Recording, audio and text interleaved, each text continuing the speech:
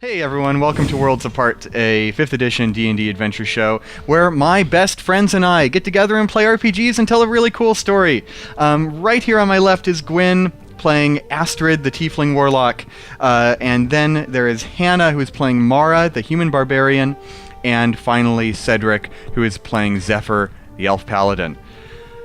Let's get right into it, but before we do, I want to thank everyone who supports us on Patreon for helping make this show possible. Without you guys, we wouldn't be able to keep making this show better every week, get new art and equipment and music and all the good stuff that makes this show fun to watch. So thank you very much, every single one of you.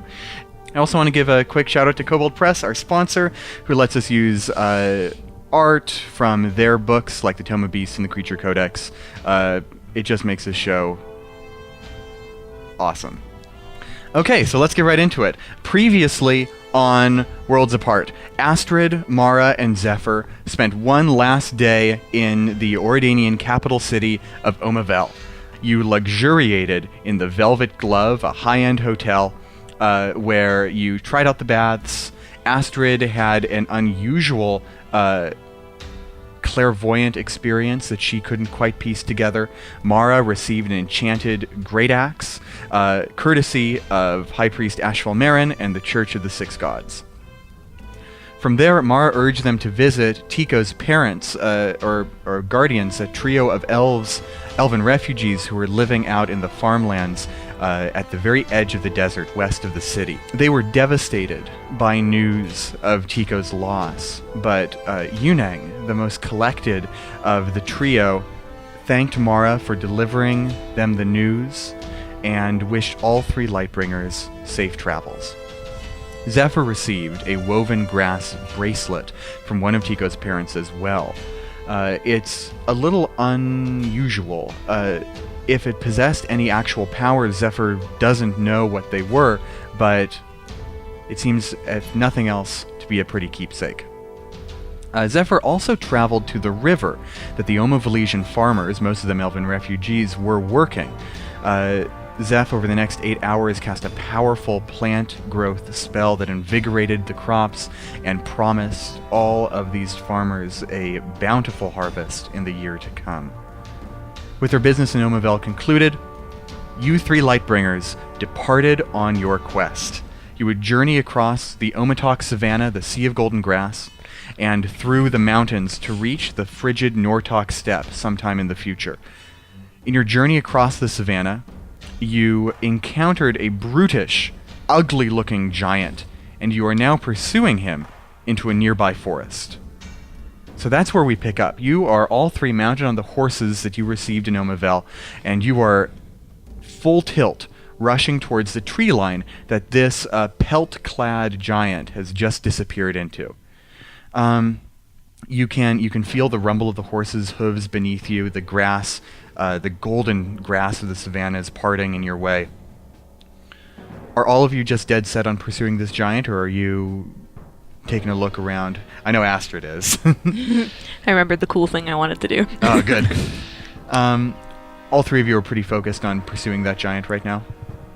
I remember it was like ripping up the trees. It was like pushing through them, like you might push through reeds, and because of its huge bulk and strength, it's just cracking them along the way. Yeah, I think we determined that it's like not a native species, and so we wanted to get rid of it. Yeah, it might present a danger to any travelers, certainly. Oh, absolutely. Yeah, this giant is very tall. It is You don't say. It's tall and heavy set, and it has these huge, like, flabby rolls falling off of it. Not falling off, but like hanging off of it. Is it a zombie giant? It's this big flabby creature, and it's covered in the pelt of a gigantic lion, if I recall last time correctly. Poor kitty. Yeah. And it is now disappeared from your sight. It's pushed into the foliage. So you ride across the plains, just barreling through the grass, and you reach the tree line. The giant has left a very broad swath of destruction through the arboreal undergrowth. And you could very easily just gallop your horses right through it. Is that the course you want to take, or do you want to dismount and try a different approach? Our horses are not war horses, nor do they have barding. That's Yeah, right. I'm gonna jump off my horse Yeah. and take it on foot from here. I mean, even if our horses were war horses, I think we're all kind of still getting used to handling our horses again, and riding over broken tree trunks might be a little bit tricky. Absolutely. Okay, so you dismount your horses, all three of you, and you look on this big path of just snapped trees before you. It is largely a straight path, but it does bend in a westerly direction, somewhere maybe like 100 feet down the line. So you can't just see straight down this clear thoroughfare. Okay, so what I'm gonna do, and it may require a sick acrobatics check, Astrid flicks the reins on her horse and rides just full tilt until she reaches the tree line, where she plants her feet on the saddle, stands up, and leaps off of her horse and engages her boots of flying, Nice. That's awesome. using the momentum to actually go a little bit faster than her typical walking speed. That's super cool. Yeah, make an acrobatics check for me. Cross your fingers. Hey, that's pretty damn good. 15 on that. That's awesome. No, 18. That's awesome. Take inspiration for that. I love it. Tasty. So you kick off the horse, and the wings on your boots of flying just spread out. And are you going to sort of use that boost to just skim along the ground, or are you going to try and go up into like the branches? Try to go up. Okay, cool. So yeah, you are propelled straight upwards, and not straight upwards. You're propelled up and forward, and you land on one of the higher branches, one of these tall, broad trees. So Astrid, you shoot up into the trees. What are Mara and Zephyr doing? I would like to make an athletics check to jump off my horse and just run forward, kind of following Astrid's path. I'm trusting her to scout and let us know where the giant is, but in the meantime, I'm just going to follow its trail. Okay, cool. I don't think you need to make an athletics check for that. I think you're good.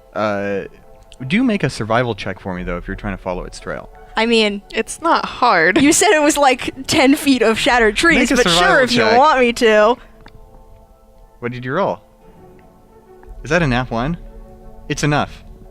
You know, I do have +5 to survival, so it's a 6. Yeah, that's enough. What's Zephyr up to? So why did you... Because I realized I messed up and I needed to follow through. Because comedy. Yeah. The giant, how quickly is he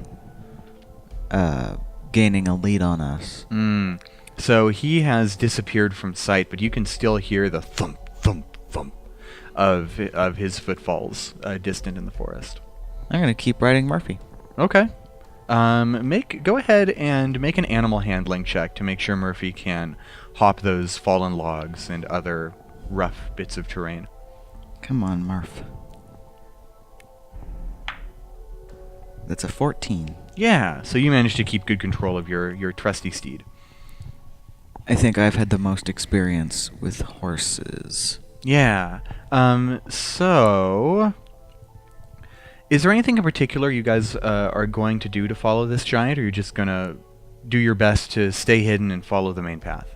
I'm not really worried about staying hidden. but- Yeah, like I would Okay. rather it come and attack us than keep destroying the forest. Perfect. All right, you run as fast as you can along this path. Astrid kind of hopping through the treetops, and Mara going right through the middle of the alley, and Zeph on Murphy just going straight through. After about 5 minutes of this pursuit, you find a broad clearing in the middle of this forest. It actually juts up against a big rock face that goes up about 50 feet. Excuse me. Sorry, Janet. Oh, okay. Good. A big rock face that goes up about 50 feet. This is a wide, maybe 100-foot radius-ish clearing. And here are the things you see basically in order. Right in front, there are two giants. One of them is the one you saw earlier, tall, probably about 15 feet tall, with all these big, flabby things rolling off of it. And the other is short and squat, about 9 feet tall, but almost equally as broad. And both of these giants, the first one has that lion pelt that you saw. The other one has this bizarre sort of zebra-like pattern, like it is quilted together dozens and dozens of wild animal hides to make this. And both of them are pale, pasty, and severely sunburnt. They have these sort of wispy remnants of hair on top of their head. They are not suited for this climate in the slightest, and it shows bad. Also, right next to, they have this big bonfire going right in the middle of the clearing, and they're sitting by it. They're talking to each other in a guttural language that is beyond your understanding, unless you speak giant. And right next to the fire is a giant panther. Were it standing on its legs, it would be about 6 feet tall and 12 feet long. And it is curled up right next to these giants, and it's just basking in the fire. And finally, behind them is a stone structure of some sort, a building that has, it looks like it's surrounded by a circular wall with an iron gate in the middle. It's a squat 1-story structure. And Zephyr, I'd like you to make an intelligence history check for me. Oh, I'm really good at those.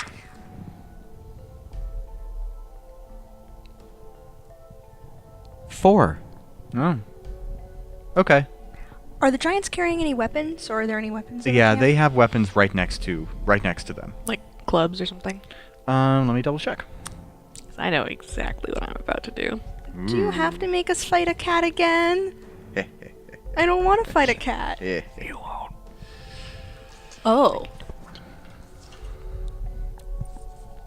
So the giants actually don't have any weaponry next to them, but there are weapons buried in their hide. There are hatchets and swords and arrows that are just stuck in this thick, leathery hide that they have. Yeah. So it seems like people have been Attempting fighting them to or fight. trying Yeah. to fight them off. These giants have bigger titties than I do. I mean, they are And that's 15 feet saying tall. And 9 feet tall, but still. These giants have bigger titties than you are.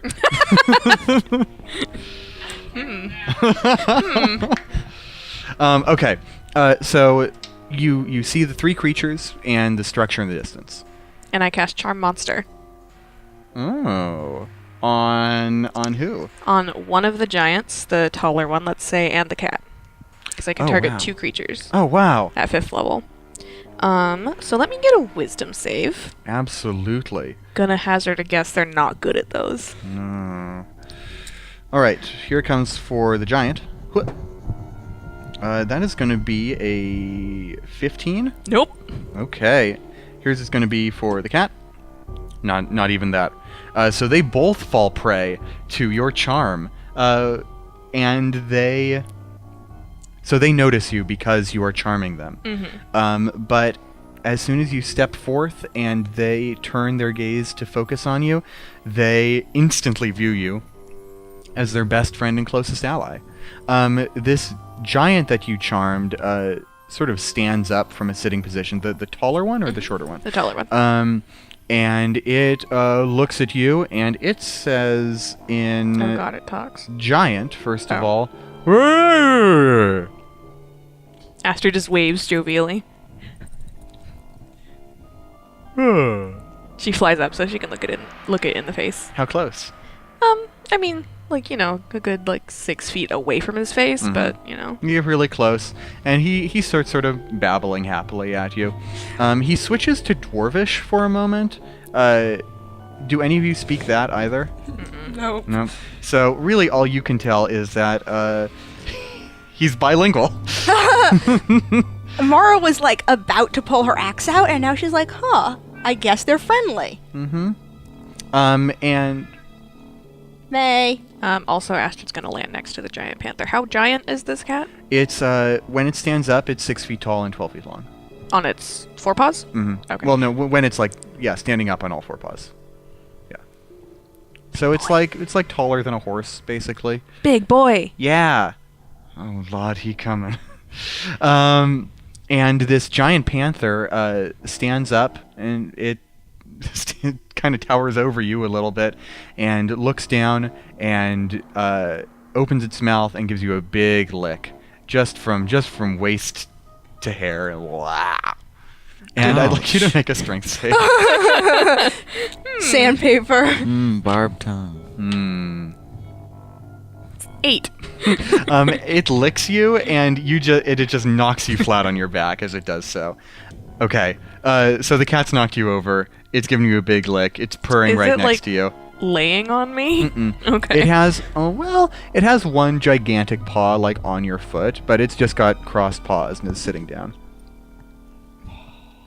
You could probably wriggle free if you wanted to. Mara and Zephyr, you're in the undergrowth observing this. Down here. And the other giant, the short and stout one, stands, and it just makes this, and it mimes picking Astrid up and biting her head off. Don't like that. Points at one giant, looks at the cat. He is laying down the law for these other two this giant and the giant cat. And so he is going to make a perception check.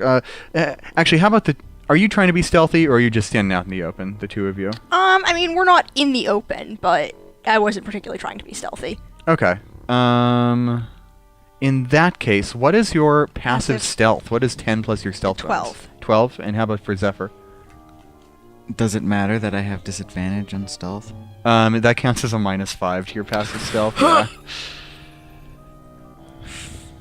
5. Okay. His 7. passive perception is 13, so I will say that just by being around you guys, he does notice you. And after a berating, there it is. After berating his companions for a moment, he stops. Hello? Do you speak common? Does not seem to understand you in the slightest. Astrid, can you communicate with them? They seem to like you. Astrid looks up at the big cat and says, "Don't let him eat me and my friends." Make an animal handling check. I don't think it can understand you, but you could if just the try other and giant heard empathize me, with can it. it understand me? Nope. Well, Would she have advantage since it's charmed by her? Yes. Do make that animal handling check with advantage. Neither of them can understand you. They just like you. 11. Okay. Let's see if the cat can comprehend that one. Okay. So the giant panther stands up and it looks at you. How do you try and command it? Could I use a persuasion check? What kind of commands are you trying to give it? You have its attention. I want it to protect me from the giant that's not my friend. Cool. So are you gonna try and just like talk to it, or are you gonna give sort of verbal gestures? Verbal gestures. Somatic gestures. She's gonna like crouch behind its feet. Mm-hmm. Oh, that's big cute. toe beans. Yes. Okay, yeah. Toe beans So the size of your head.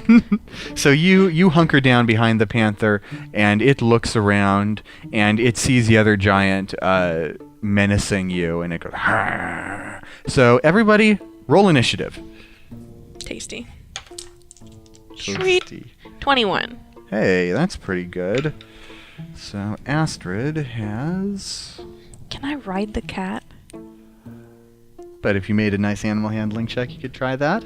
How about Mara? 11. 11 for Mara. How about Zeph? 21. Hey, what's your dex bonus? Less than mine. Okay. Yeah, I should just commit that to memory. These giants, I suspect, are not going to move very fast. So the order is Astrid, Zephyr, Panther, Mara, Giants. Cool. So Astrid, you have initiative. Let me set out the scene for you. You're in a 100-foot diameter clearing-ish. against the far back of the area is a tall cliff face. There is a maybe 30-foot radius stone structure near the cliff. And out here in the open, there's a gigantic, like 10-foot tall bonfire made of crunched trees. You and the panther and the giant are all right next to each other, and the hostile giant is about 20 feet away from you. Okay. Yeah, and you guys are about 20 feet away from Astrid. Before we jump into initiative order, can I kind of make a check for something I've been doing over the last couple minutes? Okay, while we're sitting yeah. here? I want to make a history check or just an intelligence check to see kind of what I know about giants in Auredane, and are they part of Renault's army? Like, have we ever... I guess we fought Vidar, who's a fire giant. Yeah, but like, that's a very good question. Make that check. we determined earlier that giants are not native to Auredane. But... did you say it was a history check? 7. Mm-hmm. So what that 7 will tell you is that... So giants are native to Auredane. They are not citizens of the Republic. They live in secluded, environmentally extreme locations. There are giants that have lived in the desert for many, many years, and I love their art here in the Tome of Beasts. So I've probably met some of those giants in the desert. Giants are not inherently evil per se, but they are highly xenophobic, incredibly insular, and are often react violently to intrusion.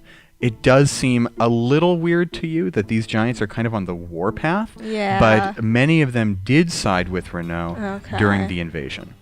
If only because they felt that this was a great way to push back civilization from their own borders. That seems a little bit extreme for a 7 on that check, but I think it's fine that you know all that. I think that's a reasonable thing to know. I think it's... You described it as being pretty clear that these giants aren't from where they are currently. Yes. These giants definitely look like they're suited to a colder, more northerly climate. Cool. All right. Then we are good to go. Astrid, top initiative. All right. First, she's going to shout to Zephyr and Mara not to attack the tall giant or the cat.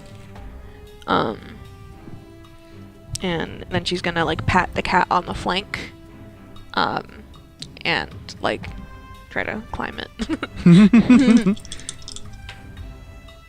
Sweet. Okay, so that's a 19 to get on the cat's back. Just for fun. She doesn't need to be up there. She's just always wanted to ride a giant cat. Yeah. Who hasn't? Let's see. I think I'm just gonna cast Magic Missile. Okay, 17 damage on the stout giant, and it seems pretty poorly armored, but it has a lot of meat to it. A lot of cushion. Yeah. 17. Okay, cool. It does not like being pelted by magic. It seems to cut through it a little bit better than all of the other blades are just embedded in its hide, and so it snarls at you and definitely focuses its attention right on you, Astrid. Okay, Zephyr, you're up, and the Panther's on deck. I am going to use my action to activate my wings of flying and fly. How tall is the taller one? 15 feet tall, I believe. 15 yeah, 15 feet tall. And that one's our friend. Right. Well, I'm going to be about 10 feet off the ground and start flying towards it. But I'm going to use my bonus action to activate my sword. It's a magic item setup turn. Yes. Okay, cool. It is the Panther's turn, and it looks like the Panther is... it's loath to directly attack its former masters, but it is... it's being very protective of you, Astrid. It is readying an action. Okay. Okay, that brings us to Mara. You're about 40 feet away from the hostile giant. Okay. Is it a free action to pet the cat? Oh, always. Always. You can just bury your hand up to the elbow in its fur, basically. It's just like scratching its enormous ears. It's a long-haired kitty. cat? Well, I mean, it's just so big. by its very those existence. hairballs must be nasty. Okay. Okay, moving on. I'm going to run up to the hostile giant, and seeing it focus its attention on Astrid and this beautiful cat, I would like to rage. Very good. So I'm going to attack it with Can you both just attacks. use your magic axe to like chop its feet like a like a Christmas tree? It doesn't need all those toes. Um, That's the most ominous thing I've heard all day. that's a 14 and a non-nat 20. A 14 is a precise hit. Nice. Both attacks hit.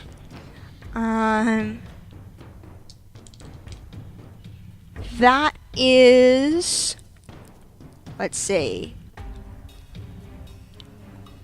32 damage Holy with my Very shiny new nice. great axe.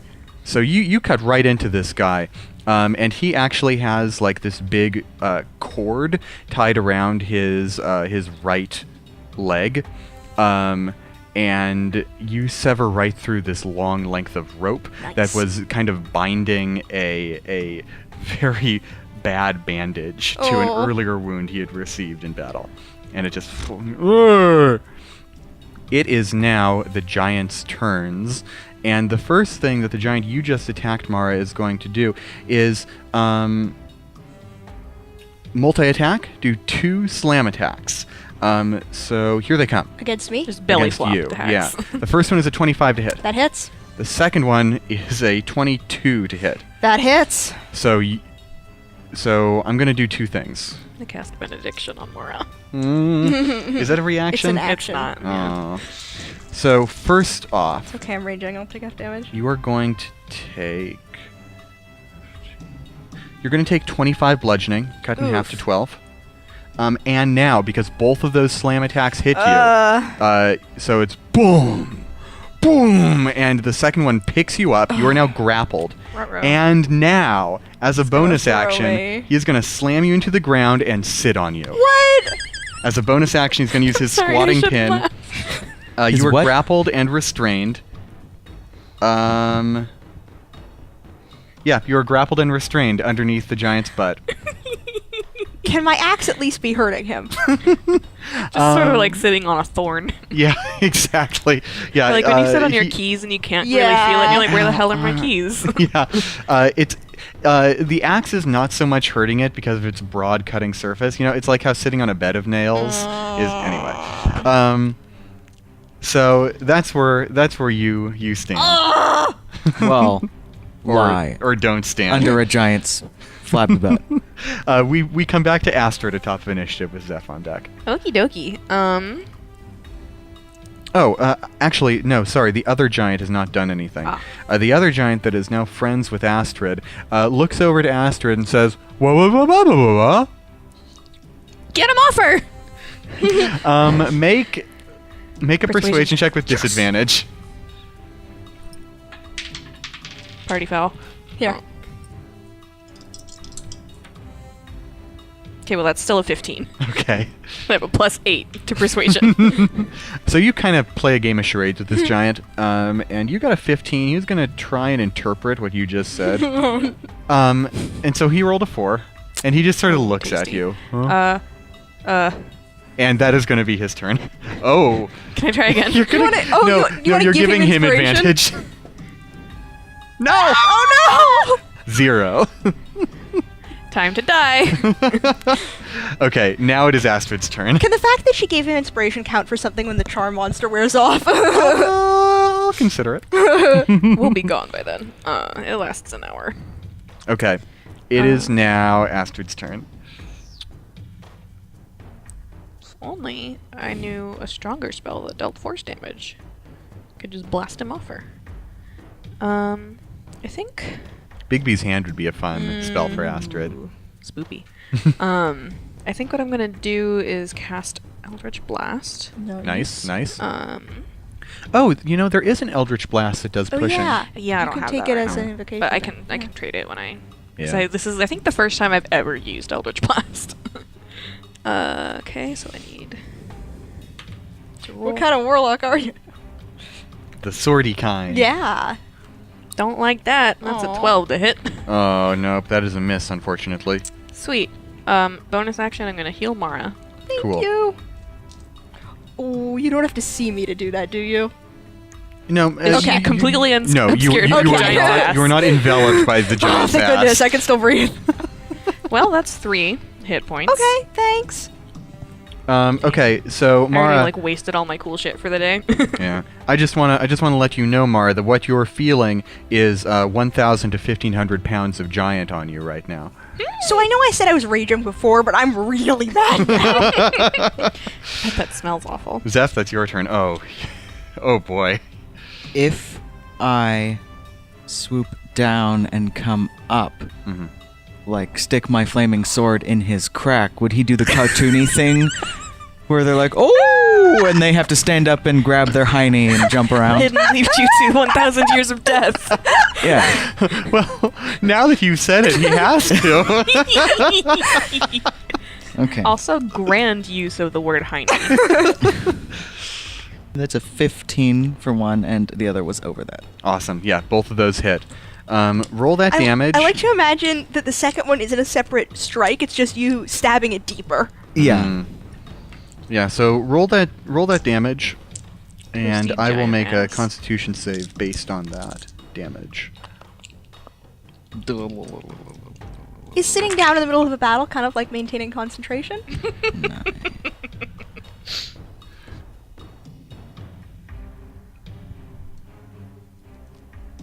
Pretty good. 31. Nice. First of all, this giant is bloodied.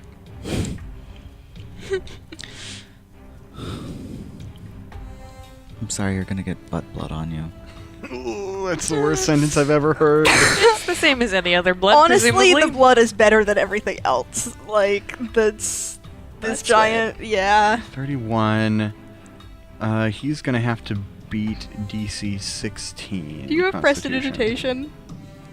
I don't. He does. Oh. That's a No. check of 18. Aw. So he goes up a couple of feet and then boom, right Can back I use down my again. reaction to wiggle out of the way? Make a strength check. Yeah. Okay. Do a barrel roll. Yeah. Use a reaction I'm to make a raging, so I have strength check. advantage on that. Strength check. Mhm. That is a 22. That is enough to free yourself from the grapple. Oh, so I'm just gonna roll out of the way. Yeah, you roll out of the way and then just slams back down into the ground. You were definitely going to take more damage at the start of your turn because you were in there. So Probably would have taken more damage from him slamming back down if I'd failed that. true. Okay, awesome. Where do you Thanks. end your turn, Zephyr? Still in the air? I'm gonna fly up a little bit more. Okay, so you're like what, 15 feet off the ground? I just want to be farther away from the ground. Fair. Cool. I wonder why. It is the panther's turn, and it is going to start slowly prowling with you on its back, Astrid. It's going to do this sort of circuit around the battlefield. Good kitty. Mm-hmm. It is the giant's turn. Hey, Joey. Yeah. What would I have to do to make this cat my friend forever? Let's see. I will not rest until you give Astrid a cat. This is Astrid's long-term life goal. She wants to be a hero, but moreover, she wants a cat. I think you could start getting into a position for making friends with a cat like this if you could speak to it. After this battle's over. Okay. Help a sister out. So, it is the giant's turn, and the one by Astrid, or the one that was by Astrid, is still kind of just spacing out into the space where Astrid used to be. And it just started trotting after you. Astrid's gonna turn and look at him and point. Huh? And point at the other giant. Huh. And then Oh. It gets that. good. And it just slowly starts, and it turns around and starts trotting off, and boom, boom, boom, boom. And it gets to the other giant that is now flat on the ground, and it goes, whoa, whoa, whoa. Rock'em sock'em giants. Yes. That is a 17 to hit, and it smacks the other giant right in the face.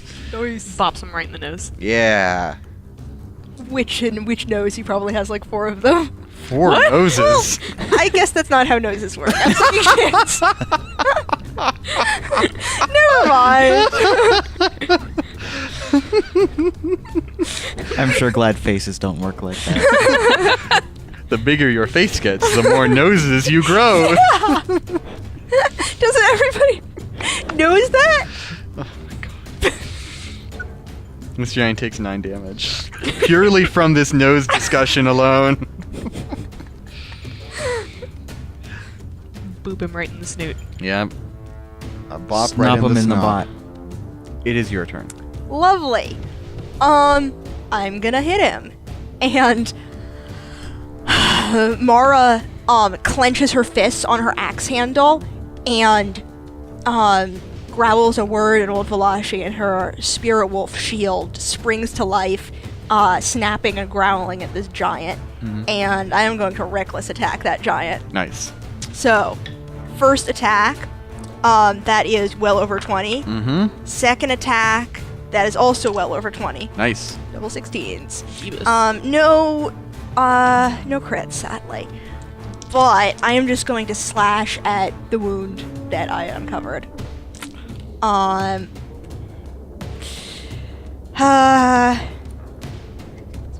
is 21. 21 Well, damage. That's not bad at all. So you swing your axe right into this giant's already wounded leg, and you cleave clean through the limb. There is a cracking of bone and a tearing of sinew, and you lop off this tree trunk thick hunk of flesh, and the giant roars in pain, blood spurting everywhere, and it just topples over onto its side, and it's just writhing back and forth like a turtle tipped over. And then on its turn, it is going to try and kick you with its free foot. Or with its remaining foot. So here we go. Yeah, its free foot is the one that it doesn't have. That was a 19 to hit. Oof, that hits. Okay, so you are going to take... Actually, it has advantage because I reckless attacked. Oh, yeah. Okay, the other one was a nat 1. So you are going to take 11 bludgeoning, and I need you to make a Halved? strength saving throw. Yeah. That's a non-nat 20. Okay. So you are tipped onto your back, but you are not sent flying like Team Rocket. We call that literary illusion. Cool. This giant is stick a fork in him. He's done. Astrid, it's your turn. Let's see. Yeah, I guess I'll just do the most expedient thing and magic missile him again.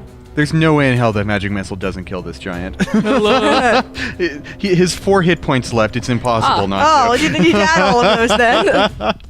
Just make us do math. Make us torture. You could have saved me all that embarrassment. Yeah, but overkill's fun.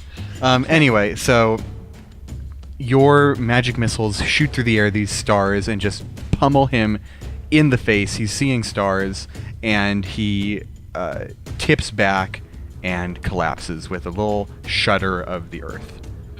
Mara flips back upright and starts cleaning her axe. The other giant, who just sees his friend, his former friend, topple over, points at him and goes, "Ha Astrid's gonna slide off the cat's back as gracefully as possible. Just thump. And then she's gonna call out to Zephyr. Can you help me talk to this cat? Sure. Zeph puts their sword away and glides down, and I cast my spelly spell. Yeah. And you can cast it on me, right? On range self, no. Nope. Poo. You could translate. Yeah. Be better than nothing. So yes, I can speak to animals now. Okay. Excellent. So what is Zephyr going to say? Can you ask this cat if it wants to be my companion forever? She would like to know if you want to be her companion forever and ever. Make a persuasion check, please. Can I give him advantage? Yeah, go ahead and help. You're scratching it behind Thanks for the ears while he talks to advantage. it. Oh well. Sad What was I? advantage. Persuasion? Yeah. 22. The panther is currently like nuzzling Astrid, and it looks over at you like you've interrupted it. It's got those sort of angry cat eyes look, and it says, "Yeah," and it goes back to nuzzling. Said yeah. Cool. Should we roll like an insight check to see if that would apply if it wasn't charmed? Yeah, go ahead and give that a shot. Me or Zephyr? Either one, or both. Both do it. I'm not picky. 21. 8. Cats never lie. True. Astrid, you get the sense that everything this cat is saying right now is a little bit suspect, because it is magically, one, it's magically friends with you, and two, it will know that it's been charmed when the charm wears off. So that doesn't mean it wouldn't like me. Yeah, you might have to sort of reinvigorate this relationship when the charm is over. How would you suggest I do that? Just a really sick animal handling check? That's a good start. Okay. Find out its favorite food, that sort of thing. Honestly, I'm more interested in seeing what Astrid thinks is a good course of action. I want to do an investigation check around the camp and see what these giants have been living off of and if they've been looting nearby villages or travelers. Okay, go ahead and make that investigation check.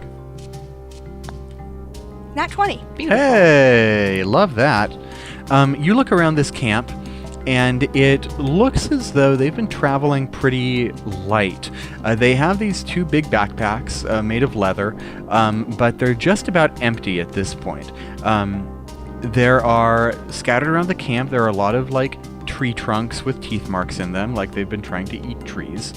As you do. Mm-hmm.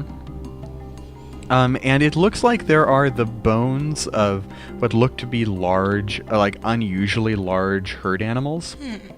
Like unusually large. Make a nature check. See what these, if you know what these creatures might be. 13.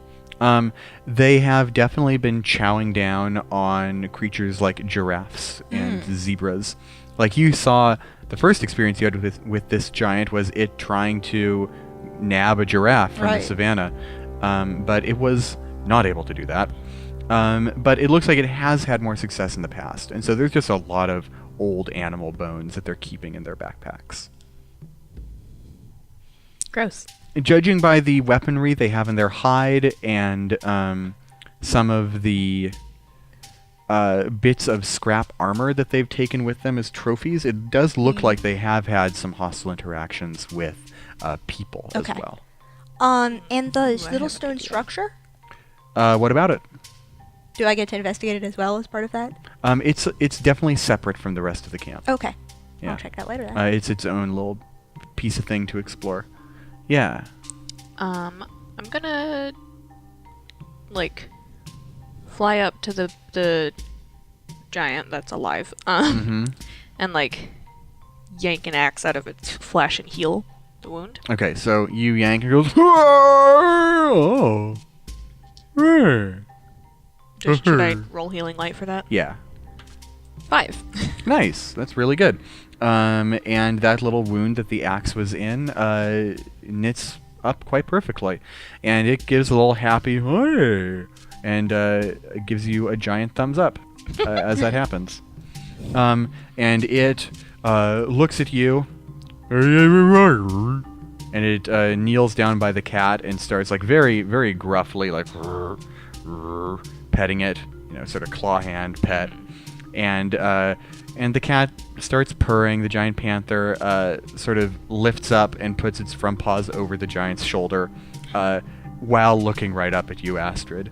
And it accepts this petting for a while, and then it closes its eyes and it gives a little cat smile. What are you up to, Zeph? So where is the cat now? It is draped over the giant's shoulder with its hind legs still on the ground. Okay. So, before that happened, Zeph was just standing there awkwardly next to the cat. Because Astrid flew up to do something else. So Right. it was a. So what's your name? So it is now. It's now draped over the giant, and It wasn't quite draped over the giant at that point. when you asked that. Yeah, okay. it was just standing there for a couple seconds, and then. So what's your name? It looks at you and it says, "Ooh, what is the cat's name?" If it were up to Astrid, she would name it Eek. Ink. That's cute. The cat says, giants never gave me a name. I don't feel like I've ever had or needed a name." No. Okay. And it turns away from you at that point. That feeling when you use your spell slot to cast speak with Yeah. animals, but the animal doesn't want to speak with you. And then the animal gets picked up and draped over shoulders. So That's how it goes, I guess. Zephyr just sort of looks around for a minute, and then goes to look at the ruin. Okay. So presumably the giants don't understand common. Okay. So Astrid's gonna hop off the giant. Whoop. And then say, "Hey, I think we can just leave the giant here, but I want to take the cat." I think these giants have been attacking travelers and villagers. I worry that if we leave it, it will just continue doing that.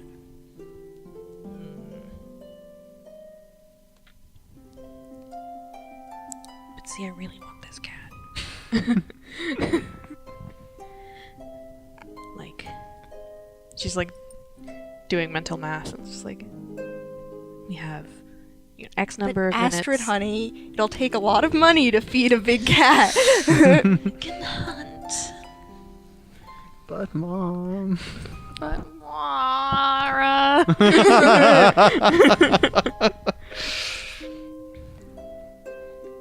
Well, I don't know how the magic that you've used to charm it works, but I am concerned about leaving this giant to prey on people. So I don't think it stipulates in the spell. Let's see. If you fail the saving throw. As friendly as it seems now, well, the other one wasn't quite so friendly. I'm going to have to burn these clothes. So if we were to attack the giant, would it break the spell on the cat too? I don't believe so. I believe the effect would end for it. Okay. Yeah. Do you want to fight another giant? Well, not particularly, but I'd rather us than anyone else. What do you think, Zephyr? Huh? So Zephyr, you have wandered over towards the ruins. You're like 20 feet away from everyone else at this Yeah. point. So you go, how about you, Zephyr? And you look, and Zephyr's not there. So Zeph, you've wandered over to the ruins by now, and what you see, it's a more or less circular walled structure. There are two main buildings in it, and it looks like there's some kind of stone edifice, maybe a statue or something in the very middle. The first thing you notice about this is that it is absolutely covered in plant life. It doesn't look to be that ancient of a structure, but nature has wound its way around it. You come up to the iron gate that sort of impedes entrance to the structure, and all around it, first of all, the ironwork has a sort of thorn, a rose vine motif all around it with thorns and winding structure. What am I trying to say? With thorns and winding vines. But the entire thing is also covered in natural flowers like red and white lilies, savanna violets, that sort of thing. The gate itself is closed, but you can't see any sort of lock.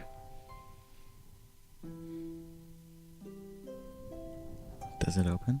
You gonna give it a pull? Yeah. Yeah, absolutely. You pull on it, and it seems to be a little under cared for, but yeah, it pulls open with really no trouble. It squeaks a bit, but that's the extent. We'll just do our own Foley work. Yeah. I like that little move at the end you did there. Gotta pop the head. Yeah. And you open the gate, and beyond, this structure seems to have been built in kind of like a spiral pattern. Immediately beyond the iron gate, there is a pathway that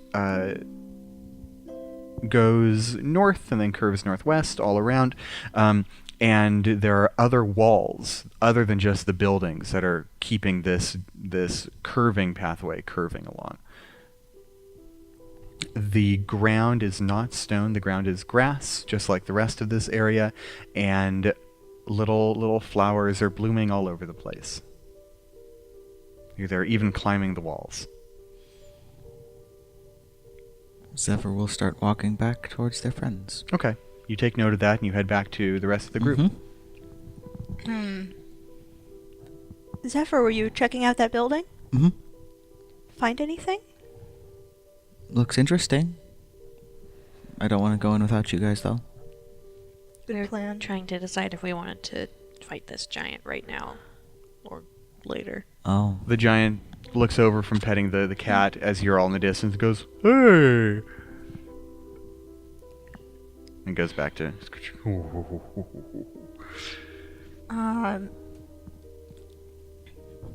With my 7 on giant history, do I know if they can read any writing? You get the sense they could probably read the writing of any language that they can speak. Alright. Oh, whatever. Let's just fight the giant. Are you guys ready for round 2? I guess. I mean, it does seem very friendly now, but it's clearly not been in the past. Yeah. I guess we don't know if it would just go back to where it came from, were we to leave it.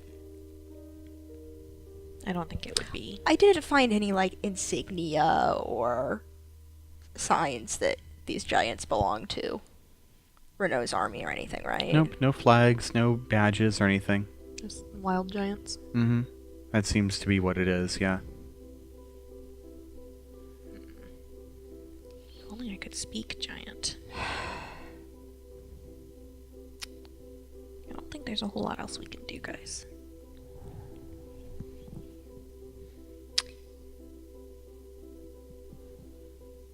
Zephyr, can you ask the cat to help us fight him?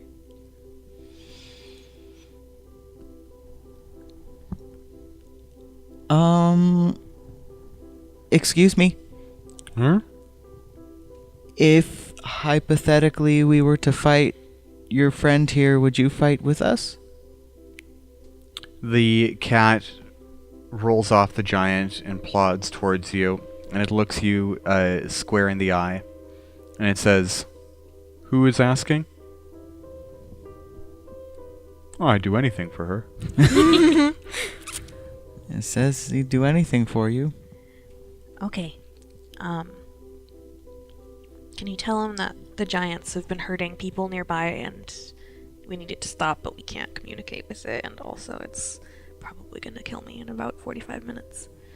I will relay that information. Okay. You tell the panther that, and he looks at you, narrows his eyes, bares his fangs, turns towards the giant. The giant sees this. Oh, now I feel so bad. We don't want to hurt it, but we also need it to stop hurting other people. Maybe... Astrid, do you really think that this cat will remain friends with you and the spell's worn off? I think I can make it work. Let's leave before the spell wears off then, and if this giant follows us and tries to hurt us, then we'll know how to fight them. And if it just goes back to where it came from, then that will be good for everybody. And if it does try to fight other people, at least it will be less effective without its friends. I like. So you're jingling when you nod your head like that, and I love the idea that Astrid jingles when she nods her head like that too. Okay. Cool. So the cat looks at both of you, and it's like, and it looks over at the giant, and it claws out like, No. Not, no. Okay, we changed our mind. New game plan. Here, let's just walk over to the... And the panther looks over at Astrid and takes one big paw and puts it against your side and just sort of scoots you along the ground a little bit until you're right next to Zephyr. And it looks at you both, and it says to you, Zephyr, "I wish I could understand her." He wishes he could understand you. I know, me too. This I is do this is know- Me awkward too. talking, middleman back and forth, This is awkward to use a middleman. Yeah, I mean, can you explain to him that you can't... I don't know the spell. She doesn't know the magic that I used to do this. I do have a ritual that I use. It What's takes magic? a little while to cast. But I do have a ritual that I use to speak with animals, even though I don't know magic like Zephyr does. Maybe I can try to teach that to you. Astrid in the party where everyone can speak to animals except for her. No. Okay. Let's see. Let's go investigate this structure. Okay. So- Maybe you can just tell the giant... Oh, we can't tell the giant to stay here. I can try. Could just mime sitting. So yeah, Astrid walks over to the giant and just sort of like gestures like sit, maybe take a nap, because we fought so good. And you just rest here and we're going to carry on. The giant gets it. The giant sees you miming sitting down. He goes, "Oh," and he's boom, sits down on the ground. Does the shockwave knock me over? Yeah, make a strength check. Boom! Can I catch her? Yes.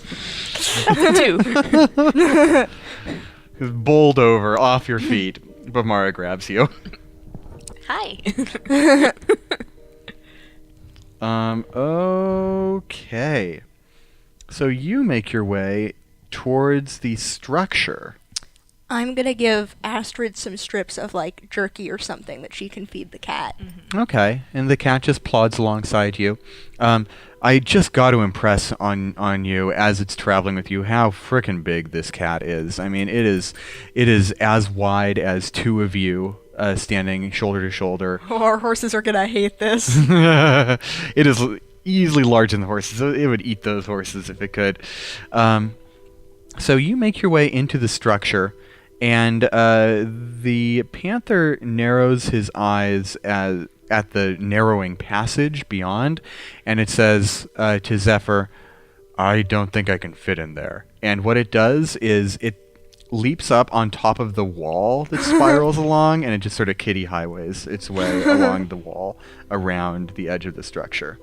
Okay. And it is now its head is now like 20 feet above you guys, and it's just casting this long shadow into the corridor, and it's pacing around.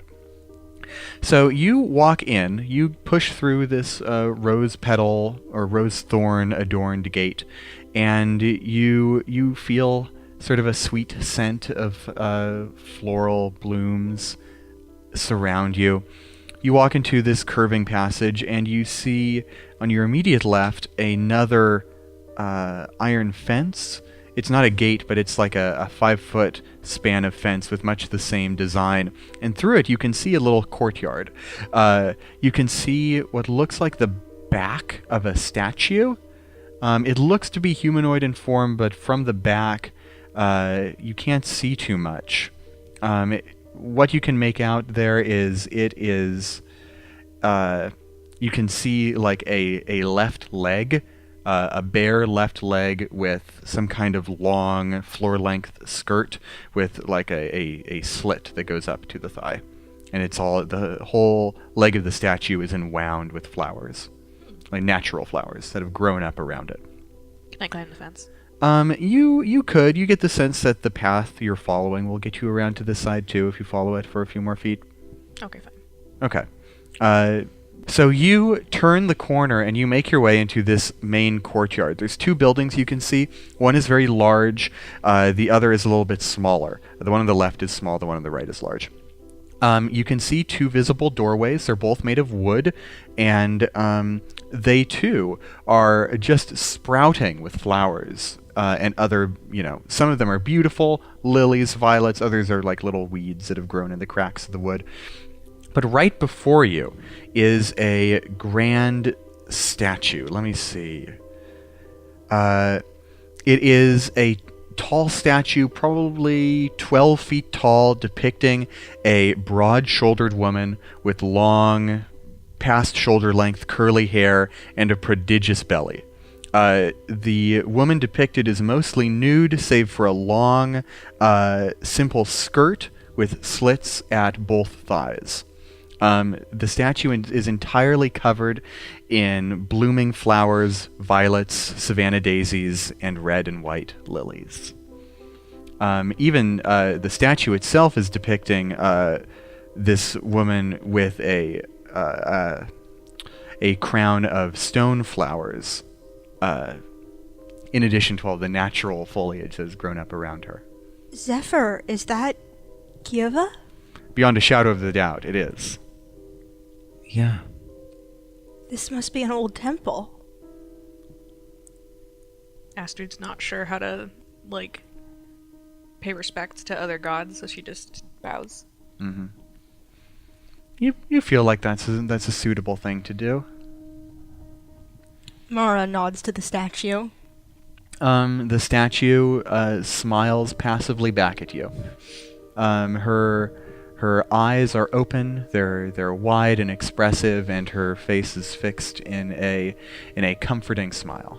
This place is a little bit small, but it does remind you a little bit of the temple in which you grew up. Looking around, you feel that the large building near you is probably the Acolytes' quarters, and the smaller building to the left of you is probably a library or other repository building. The sacred texts. I would love to see that building. That's probably a library. Okay. Absolutely. You go towards the wooden door sprouting with blooms, and you pull on its handle, and the door feels like it will just push in, but all of a sudden there is a kung, like it's been barred. Not like there's any lock to engage, but like someone has barricaded the other side of the doorway. Go. Yep, it stands up to further inspection. It's definitely not just wedged tight. Something is keeping it from opening. Maybe the cat Would it can be help. disrespectful to open this door by force? We should see if there's another path first. Is there a window we could climb in through? No.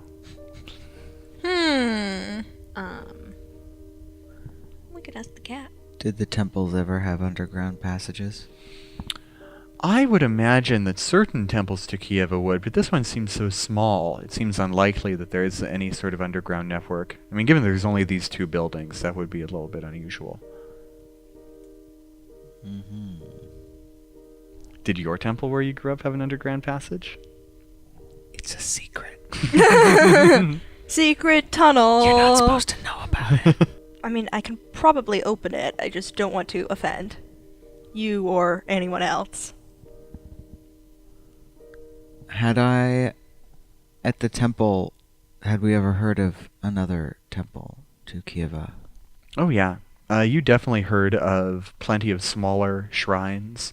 I'm not even sure that the one where you grew up was the main temple to Kieva here in Auredane. And there's probably one in Omavell. Oh yeah, I mean Yeah. there's little temples to all of the gods everywhere. This one is definitely on the smallest end of any that you've seen or heard of. It's probably okay. Mara kind of looks around. She's been trying to determine how, long ago this temple was abandoned? Because judging by, the foliage, it would be a long time ago, but this is a temple of Kieva, so it could have grown like this in a week. Yeah. Anyway, so rather than, kicking down the door, she's just gonna put her shoulder to it and just attempt to, bash it in rather than kick it down. Okay. So kind of like a Yeah. rather than a yeah. Well, rather than a kick, Yeah. which, yeah. You're not trying to splinter this door. You're just trying to knock it off its hinges. So, is this athletics or straight strength? Athletics. 10. Okay. You give it a Pretty well barred. You stagger back. You kind of look over your shoulder. No, I mean, you do it, and you just, you step back. You look over your shoulder. The panther has gone monorail cat on the wall and just, looks at you and yawns. That's a bit better. 17. 17. You go in and try and hit this door one more time, and then, boom! You knock it clean off its hinges. The door, because of the way it's been set up, it actually does a little flip in the air. You knock it inward, and it tips over all the stuff that has been pushed in front of it, and then it, boom, slams down on the floor, and it echoes within this tiny scrollery beyond. And you hear ah! from inside. Oh, I'm sorry. We didn't realize someone was in here. And you hear this voice say, I would certainly appreciate it if you knocked. I thought we have been did. slamming on the door for a minute. I suppose that might be the case. I'm gonna pick the door up and kind of set it back. So you step into the room, and what you see is what looks like a human man. Maybe a little bit ambiguous in gender, sort of a feminine face, but he's a man kind of forlorn looking in his late 20s. He just has very soft features. And he is dressed rather... He's dressed in clothes that look like they were once quite fine, but he has this big, kind of ratty-looking coat pulled over him, and all of these nice clothes look like they're his only clothes, and they've been pretty intensely exposed over some period of time.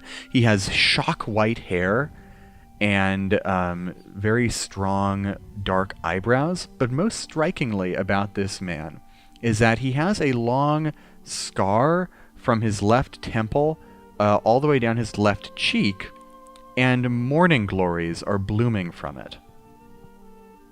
Again, apologies. We didn't realize anyone was here with the state of the temple. Have the giants been trapping you here? First of all, hello.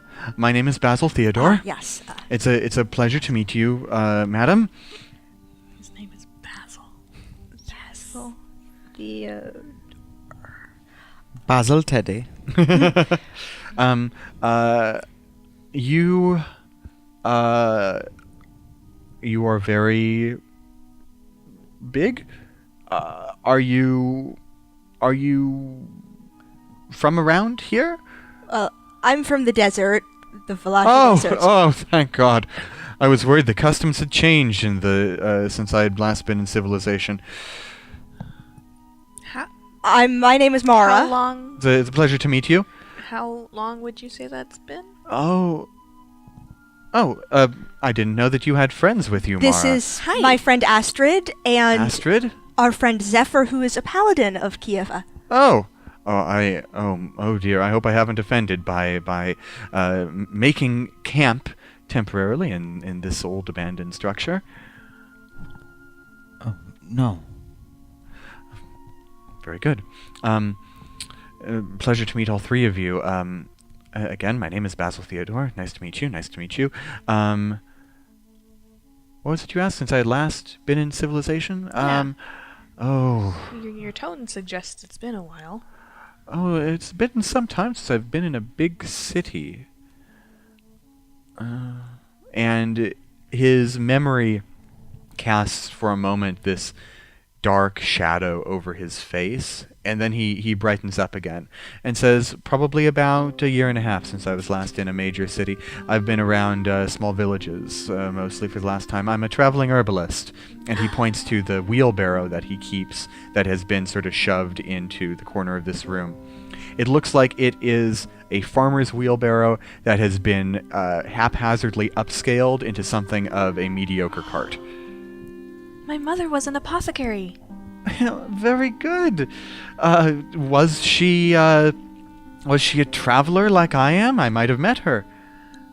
Oh, perhaps. Well, we always made our way back home. I think the furthest I ever traveled with her was, a bit south of Half Moon City. Half Moon City, I admit I don't get out that far. I haven't gotten very far at all in the last few days. You're right. The giants have been trapping me here. About a week ago, I found this place to take shelter from a storm that rolled through over the savannah. And then when I woke up, those two dunderheads had made camp right in my own front door. I've been too scared to leave. Well, one of them's dead and one of them's taking a nap. Was that your doing? Mm-hmm. Oh, thank all the gods. Astrid is quite talented. She charmed two of them with barely a wink. I'm in your debt. Oh, hardly. And she does a sweeping bow. All in a day's work for a night. That's a good one. Did you get that? All in a day's work for a night? Oh, that's... A joke. Mara doesn't entirely get the pun. And you just see for a moment his entire face just brightens up, and then as soon as he's done laughing, he sort of settles back into this slightly stooped, kind of gloomy demeanor. So and clasps his hands again. An apothecary traveling alone in these times. Yes. Are you on your way to sell somewhere? Well, Yes, I'm actually on my way to Reclamation's Pride at the moment. I run sort of a circuit from Arvix all the way down here, over to Omavel, down to Reclamations, over to Broadfurrow, though I've had to scratch that one out recently, and then up to Arvix again. Though actually I've recently had to scratch Arvix off the list also, so it's mostly just... Why? No reason at all. Well, we're traveling to Reclamation's Pride and then on to Arvix, so if there's trouble brewing there, we might as well find out now. Oh, no trouble. Were you rolling an insight check? I kind of. I would like to do that as well. Yeah, go for it. 15. Okay. Mara? Not better than 15. How much not better? Insight, you say. 3. Oh. I know that something's up, but I have no idea what it is. Precisely. Astrid, you have been noting this guy's kind of erratic changes in demeanor. He always settles back into this sort of forlorn looking one, and he doubles down on it when he talks about Arvix. He seems to stoop a little lower. He avoids your glance a little bit more, and he scratches his cheek every now and then. And he looks at Mara and he glances away and says, "Oh, it's nothing. Personal problem. Nothing you need to worry yourself about. I think Arvix is lovely this time of year, and you should definitely go."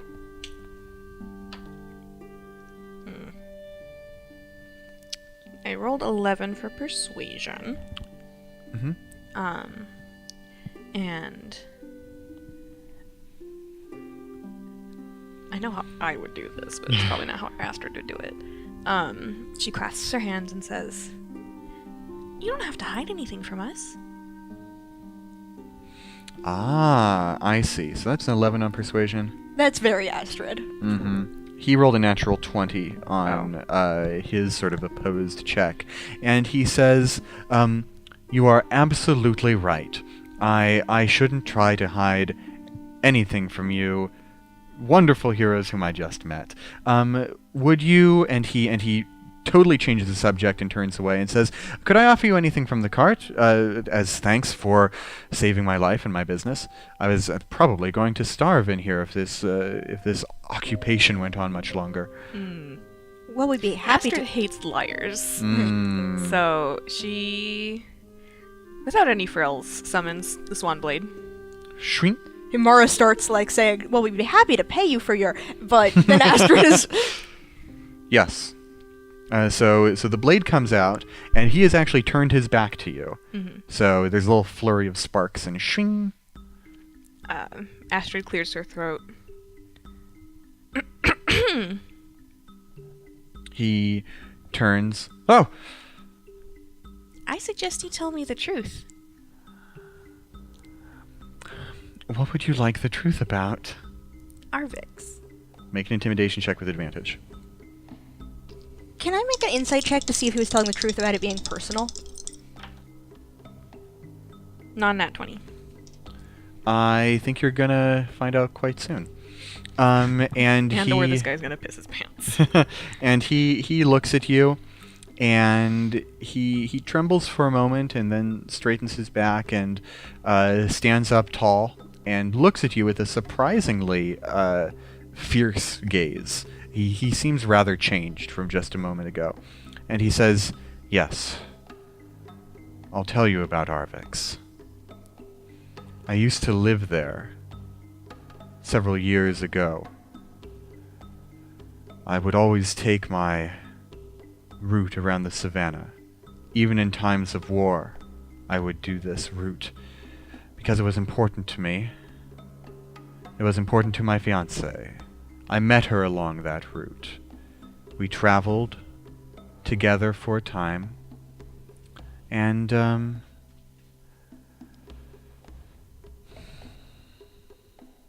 she's not with us anymore." I'm terribly sorry to hear that. Astrid, perhaps you should apologize for prying into this man's personal business. You can't fault me for being cautious. I agree. That doesn't mean Astrid an apology snaps her isn't fingers and polite. her sword dissolves into gold dust. He nods and says, "I'm sorry to saddle you with such a grim tale." And he reaches into his pocket and he produces a short blade, a dagger of some sort. And he says, "This was the weapon that killed her. I took it from the man that did it." And what of him? "He gave me this scar." And he points to the scar on his cheek from which the flowers bloom. I wasn't sure if I should comment on that. Do flowers hurt? No. And he actually takes the knife and he unsheaths it, and he grabs one of the blooms and he cuts it off, and he brings it to his nose, sniffs it, and says, "It's a perfectly pristine morning glory." He passes it over. Yep, it looks, feels, and smells just like a natural flower. But it's what? It is a flower. It is a natural flower. And he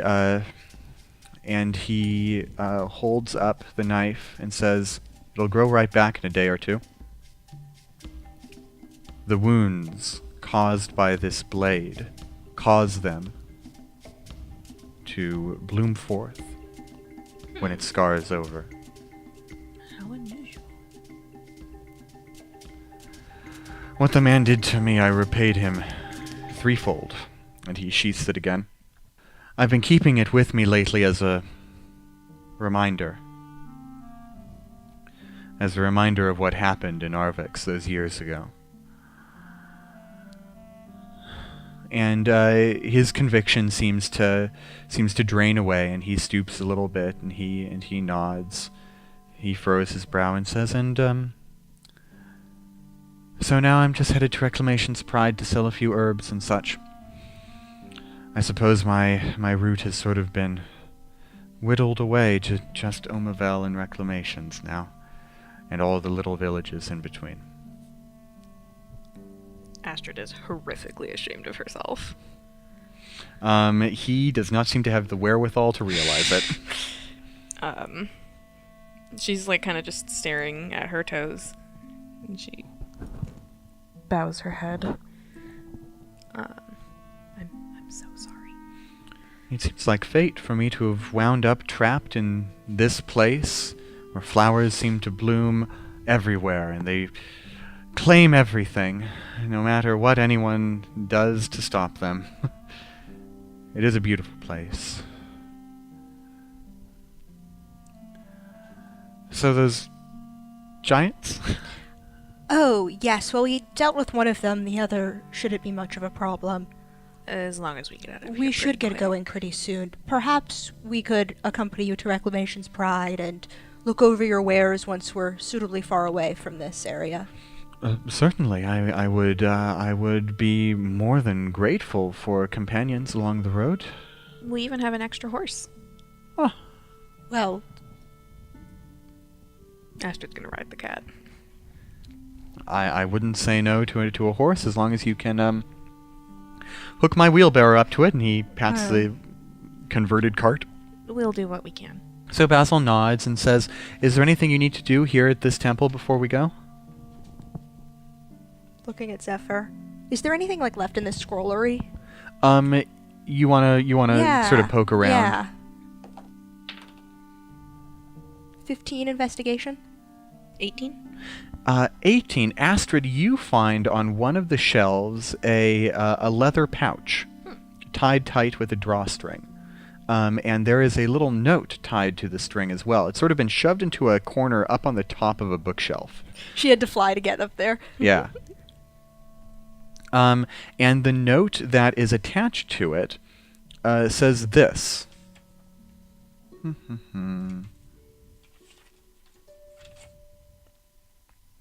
It says, "Bathe me in the waters of Astera's tears."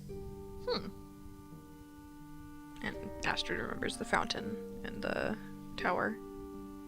The Star Spire. Possible. Tucks that into her. Yeah. Gonna look Dress inside the bag? Yeah, sure. You open the drawstring and you look in the bag, and it is filled with beans. Fascinating. I'm gonna roll a nature check. 19. 19. These seem to be an assortment of all sorts of beans, and as you go through them, it looks like there are no beans of the same type. It's a one-of bag full of beans. Interesting. They seem perfectly normal. Interesting. How many beans in total, roughly? It's a lot. Is the note Okay. signed by anyone? Mm-mm. So it's not Birdie Bot's one of every flavor beans? Nope. It's a perfectly it is unsigned and handwritten. Well, okay. And Astrid pockets it. Well, we should be going before the giant wakes up from his nap. There is one more thing, and I will just have you take it with you to look at later. Mara, you go through the scrollery, and it is practically empty. It looks like a lot of its contents were once taken, but there is one scroll tube left, and you take it and pocket it, and you sort of decide to look at it later. Since we're thinking of going to break real soon, you'll take a look at it Sounds good. another time. Okay, so you three and the Panther and Basil Theodore all prepare to depart from the Temple of Kieva, and we're going to take a break there, and we'll be right back. See ya.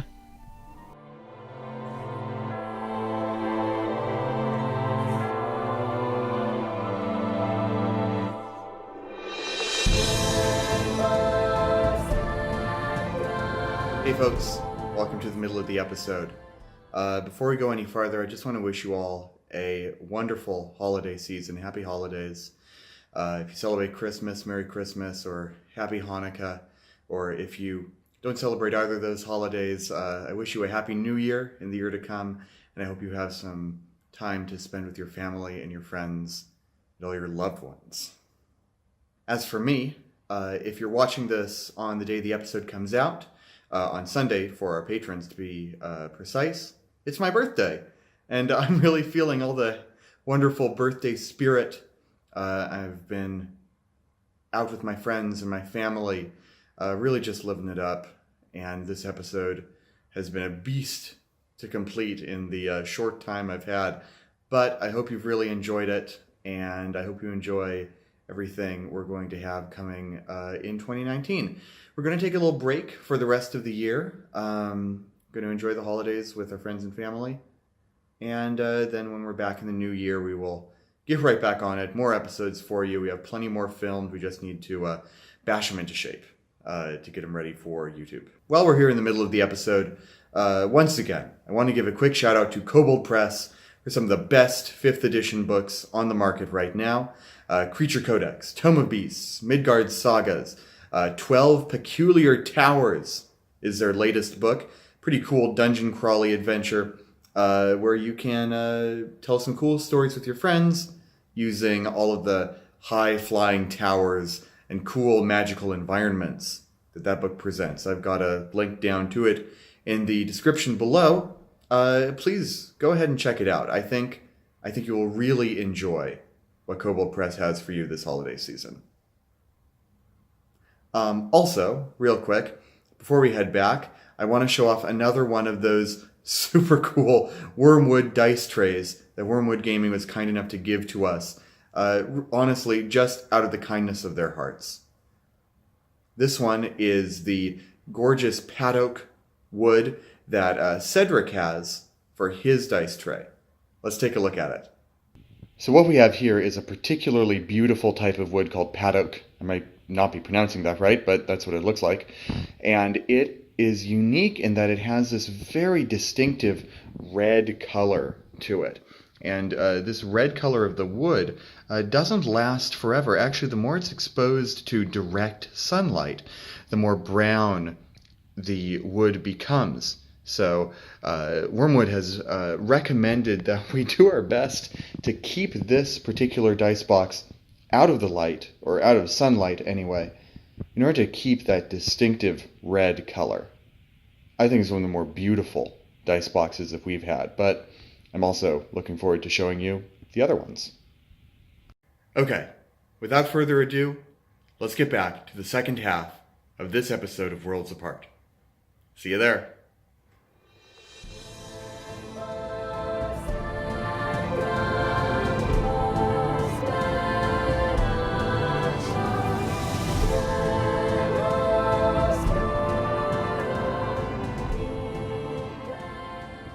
All right, we're back from break, and we're going to see what happens as the party gets out of this Temple of Kieva and back on the road. Okay, so you and the Giant Panther and Basil Theodore have all walked out of the Temple of Kieva. You can see in the grand clearing where the giants once made camp, the remaining giant friendly to you is warming his hands by the bonfire. Oh, I thought he was napping. I mean, he's not literally napping, but he is by the bonfire. He sat down. He hasn't fallen asleep. He's got his back turned to you. Oh, okay. Just go. Zephyr, are you still able to speak with animals? No. Oh. It's been more than 10 minutes. Yeah. Yeah. Oh well, we'll just have to do our best to reassure our horses that this giant panther probably won't eat them. You could do it ritual style if you wanted. We'll see how it goes. So Zephyr, you rode in on Murphy. Mm-hmm. Murphy is still at the entrance to this clearing, which is the direction the giant is looking in. Astrid, the giant is still friendly to you. Why don't you collect the horse? Okay. Astrid goes over to Murphy and grabs his reins and waves goodbye at the giant. As you wave goodbye at the giant looks up at you and goes, "Hey!" and stands up and begins walking towards you. Hi! No, Hi! no. You can nap, sleep.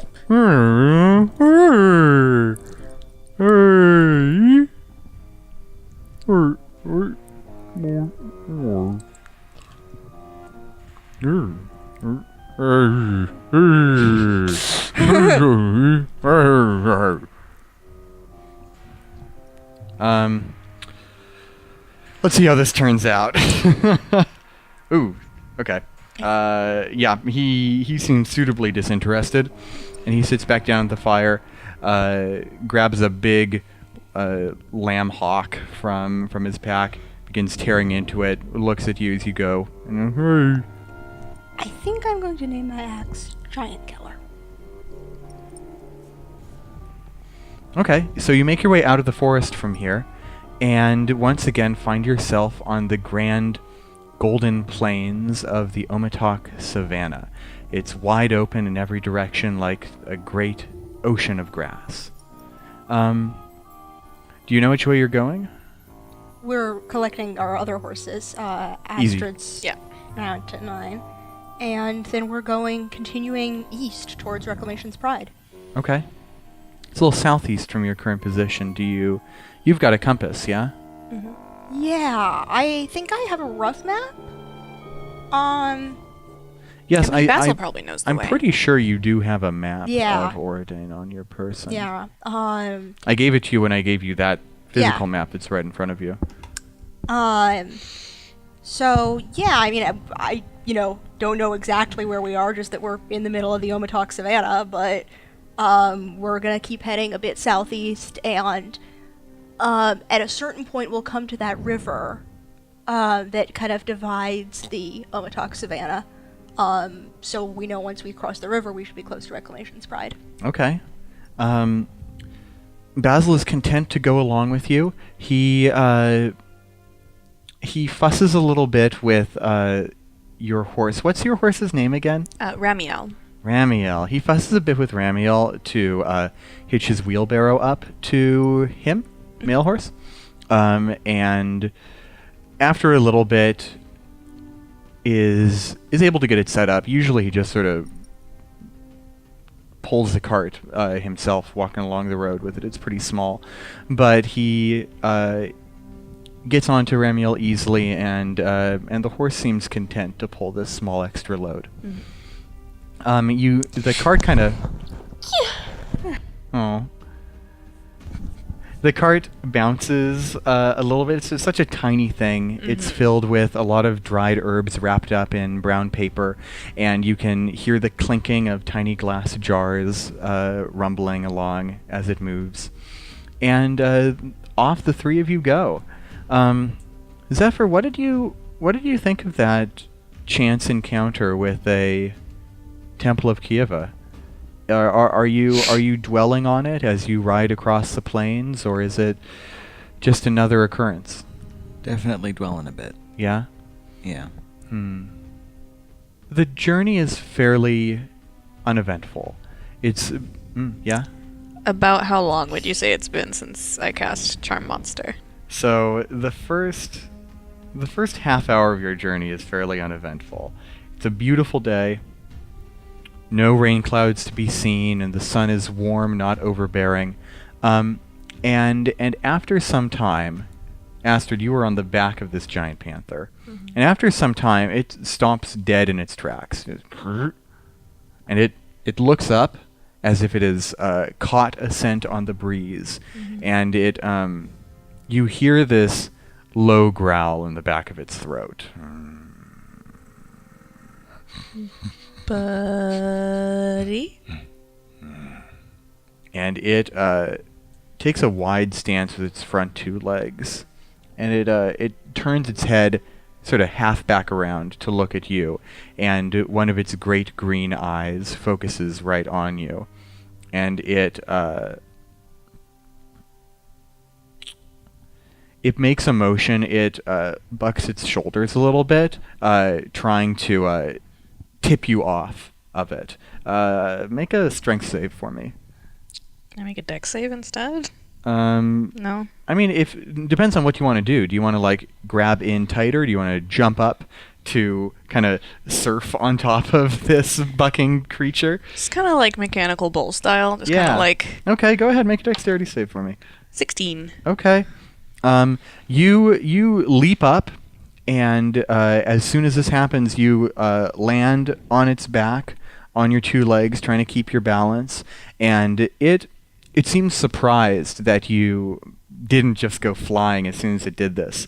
And it spins around a couple of times. It backs up a little bit, kind of like when a cat has a harness on it, and it's like it's trying to back up out of the thing it's wearing. It's making these. It's not just like snarling and growling, but it's making these intermittent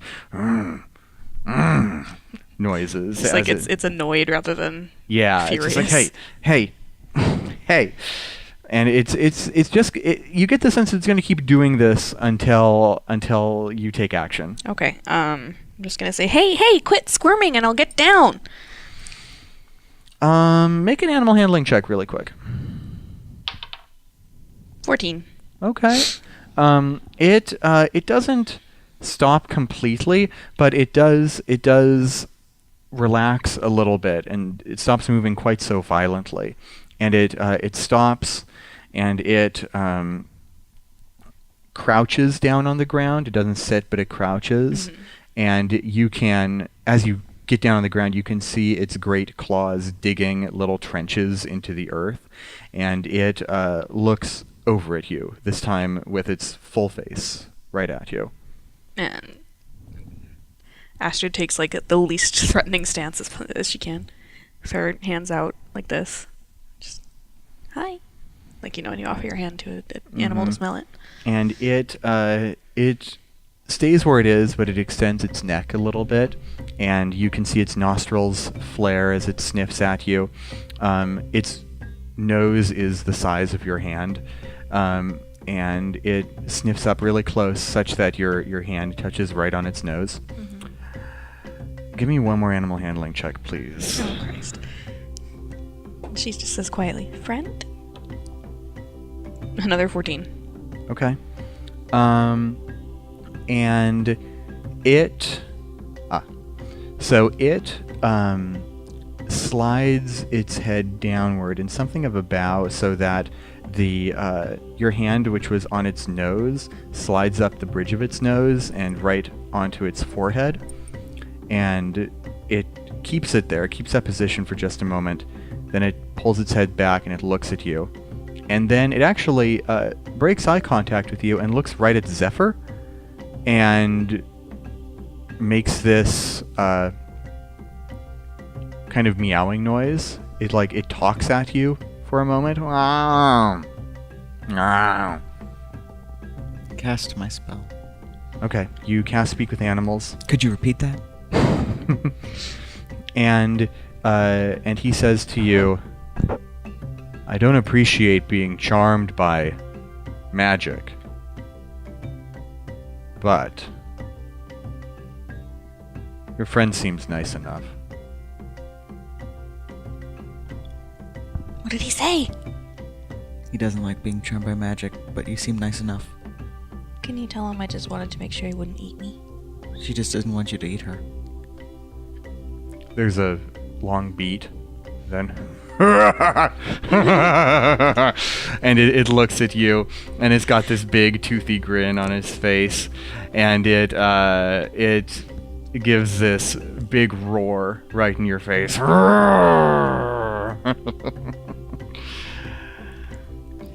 I hope our horses are doing okay. The horses are we probably a little, stopped like little 50 skittish. feet away. Yeah, they're just like...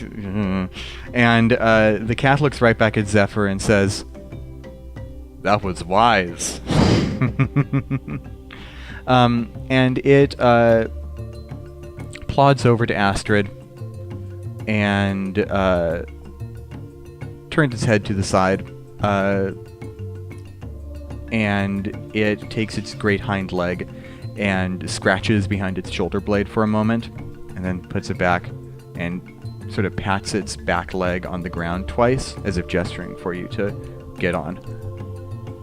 Astrid smiles just like, and almost literally lights up, and scrambles back up onto his back. Oh, I like the idea of her actually lighting up a little bit, like glowing a tiny bit. That's cute.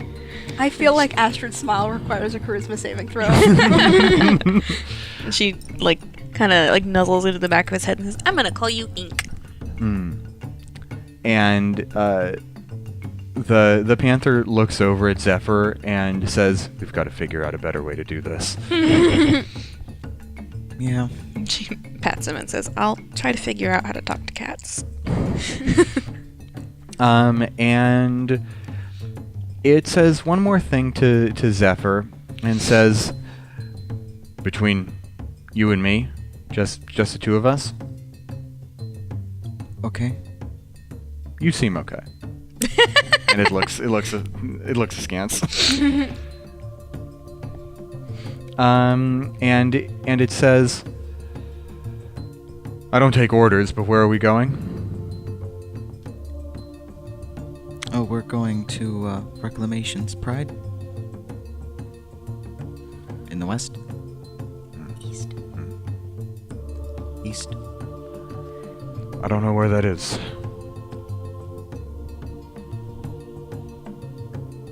Well, we'll all figure it out. You've been there before, right? Apparently. I'm not a follower, but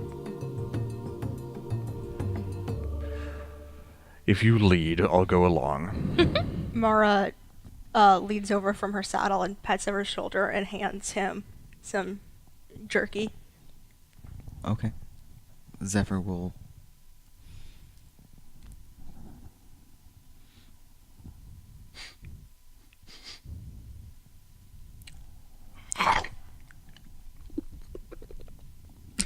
Sorry, Jenna. Okay, but it's really what it's doing is it's holding, it's doing the jerky and then it's doing the cat thing where it like shakes it around a little bit. It's trying to be respectful of Astrid on its back. And he nods and stands up and gets ready to go. Yes. Well, I'm impressed. I can't wait for the two of you to meet my wolf dogs. It's probably good that he doesn't know what you're saying. All right, Ink, let's go. Please. Make an animal handling check. 13. Or no, 12. And he understands. He takes a nice leisurely pace, just sort of walking. I mean, a leisurely pace for him is still a hell of a lot faster than Astrid could walk. That's fair. Bum, bum, bum, bum, bum, bum, bum, bum. And just pretend I keep making that noise for the next, like, 30 miles. You continue along the road to Reclamation's Pride. It is a fairly safe and swift journey.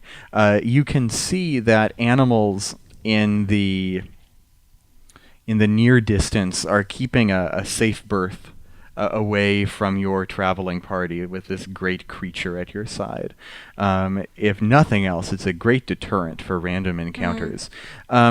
Zephyr, your mind wanders a little bit while you're riding, and you briefly think back to that half-elf wanderer that you met when you were heading first to Omavel from Hollow Mountain and the Shattered Plains, and you think about how they were attacked by a giant panther several weeks ago now, and you look at the cat that you're now traveling with, and I leave the rest of those thoughts to you. You had the wherewithal to heal that traveler at least, and after several miles of unabated travel, you see a hill in the distance, right in your path. Compared to the very flat surroundings, with the occasional river or baobab tree, this hill really stands out. It is a beacon. It really seems to be drawing people there. You can see tiny movements at the base of the hill and winding its way up, like little ants at this distance. I'd like to pull my spyglass out of my saddlebag and take a look. Okay. You pull out your spyglass and you look, and you can see that on top of this hill there are buildings.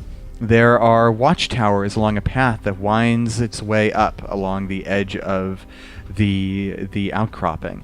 And right at the top of the hill, you can see a great walled palisade, and it surrounds not a castle, but a very, very large house. It's a single-story building, but it sprawls in an incredible way, dominating the very highest point of this hill. It is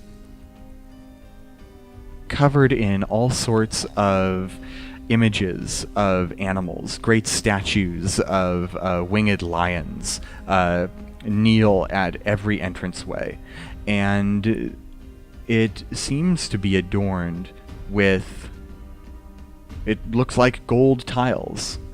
From this distance, you can't tell if it's just beautiful paint or if the roof of this place is literally tiled with gold, but it is an impressive sight, and it seems to shine in the evening sunlight.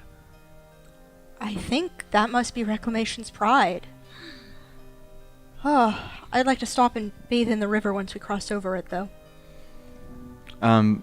Basil nods and speaks up. That's the city, all right.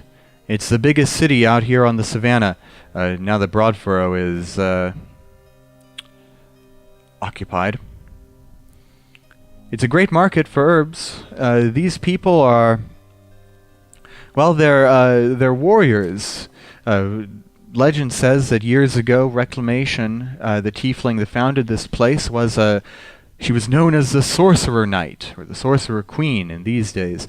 They don't really consider themselves citizens of the Republic. They're an independent city-state, they call themselves.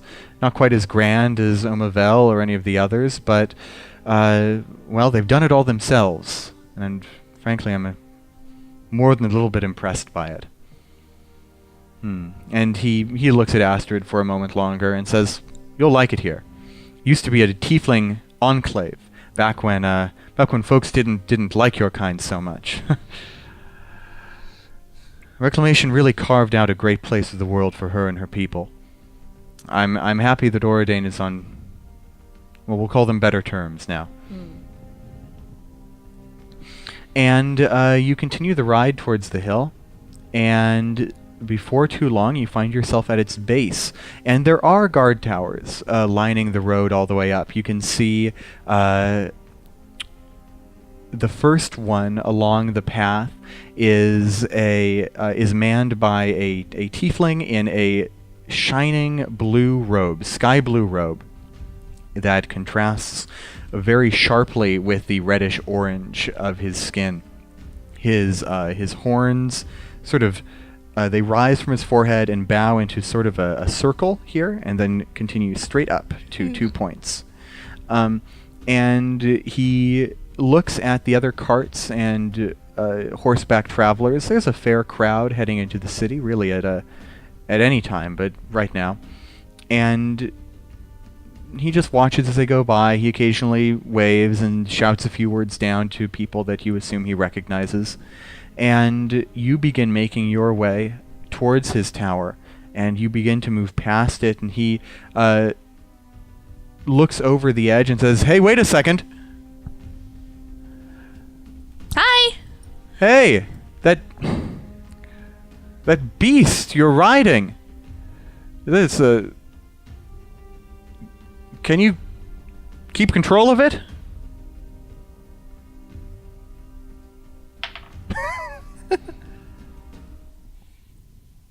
Well, that was a 14. 14. Yeah, totally. Is that a deception or? He looks down and says, "All right, that's fine. Do know that we aren't part of the Republic over here. We aren't subject to their laws. Their criminal laws, in particular." I catch your drift. And he nods and he says, "All right, welcome to Reclamation's Pride." And you continue up the road. And before too long, you find yourself in the city proper. You rise to the top of this hill, this small mountain, and the air is a little bit thinner up here, but it doesn't prevent you from taking in the beauty and the majesty of the town that has been built here. All around this hill are these tall cedar trees that are growing maybe a little bit unusually out of this savanna biome, but even despite all that, these grand structures are all hewn from hard yet supple wood, and they're tiled with beautiful colors. All the roofs around here are a different color. And Tell us more about the hard but supple wood. Hannah, please. please. My God. Give her inspiration. Okay. No, I don't want it for that. Too late. You've got it. I've earned it. And all sorts of I flags. actually had inspiration. Yeah. Sorry. And all sorts of flags have been strung between buildings. They are not just single colors, but they seem to display crests and symbols of some sort. You don't know what they are, but they're not just abstract runes or sigils, but they seem to be family crests or pictograms. And you pass under several of these arches of decorative flags as you walk into the center of town. And all around, Astrid, it's incredible. You who have seen maybe only a couple of other tieflings in your life before are astounded to see that easily more than half of the people in this town are tieflings of all colors. I mean, it really is a rainbow of different tieflings here, with horn shapes that you've never even imagined before. Some are perfectly vertical, some are perfectly horizontal, some curve and spiral in bizarre patterns. Several tieflings that you pass on the street have horns that have a moat of magical energy floating between them. One that you see has horns that each form like a C, and around the entire length of them, tiny pebbles orbit around their horns. This one has this grand flowing robe that has the insignia of a roaring lion upon his chest, and he has his hands clasped like this as he walks past. And in fact, speaking of roaring lions, it seems as though that insignia is everywhere here as well.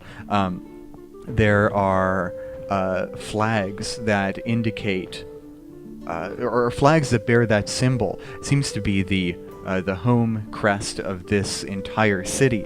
And as you get to the center of town, you can see that there is a statue and a fountain here in the middle that has a massive lion.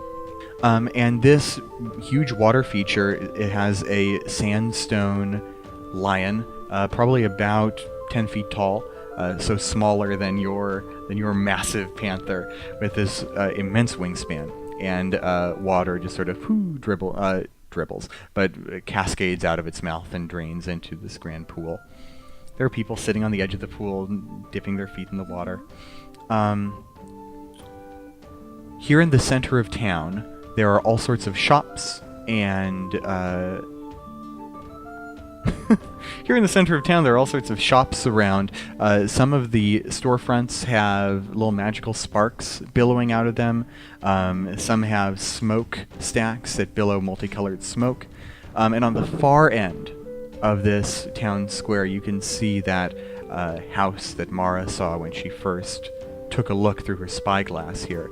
A beautiful longhouse with many different wings that have statues of winged lions with human faces guarding the entrance. So, like sphinxes? Similar to a sphinx, but not exactly the same.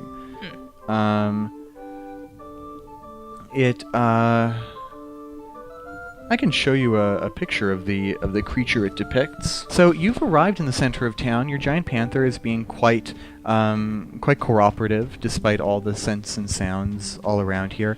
And Basil Theodore is looking about, kind of trying to scout out a place where he can set up shop. What are the three of you going to do? Astrid cannot see enough. Like, she is looking around, and like her eyes look like they might pop out of her head because they're just so wide open. She like can't stop smiling. Like, her face is just like almost bisected by her grin.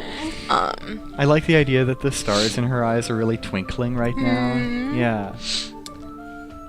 Well, we do want to see reclamation at some point, but maybe we should start by finding a place to stay the night, get some food, maybe a bath, and see the city. Yes. So she's gonna do her best to like steer Ink, and just like try to get him to like sit by the fountain. And then just kind of pantomime like, wait here, sit, stay.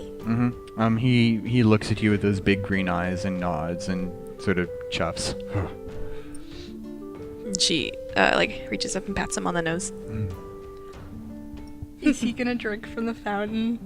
Like kitty laugh? Are you going to like watch him? I'm just wondering. It's like the right size for a water bowl for a giant he is hamster. standing. He has, he's doing that little cat sit where he wraps his tail around himself.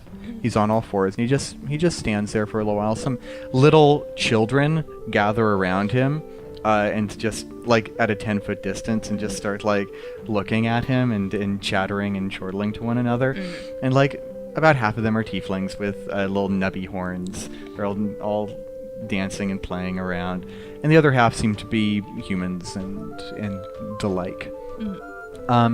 Zephyr, you notice as you walk through this city that there are many elves here also.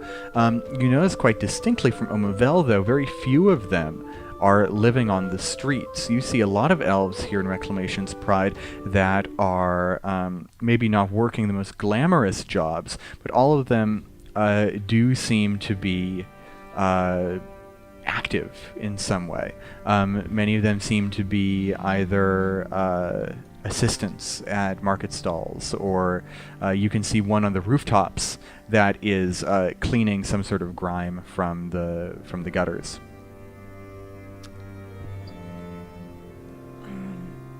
Oh, Basil, you mentioned that you're an apothecary, and our travels ahead will be surely rather onerous, so perhaps we might start you off by taking a look at your wares. Oh, yes, absolutely. I will do that. Certainly. Do you have a place you usually stay when you're here? An inn you Oh, could recommend? like to sleep. Yes, there is a place I can recommend, and it's called the White Fern. It is it's what I can afford. I'm afraid if you're used to more luxurious accommodations, it won't exactly do you in the same way. But it's a nice enough traveler's hostel. The last time I stayed at a fancy place, I managed to break quite a lot of their glass vials. So I think this will do just fine. All right. Well, let me lead the way. Feel free to look through the cart on the way, and I'll talk about it a little bit.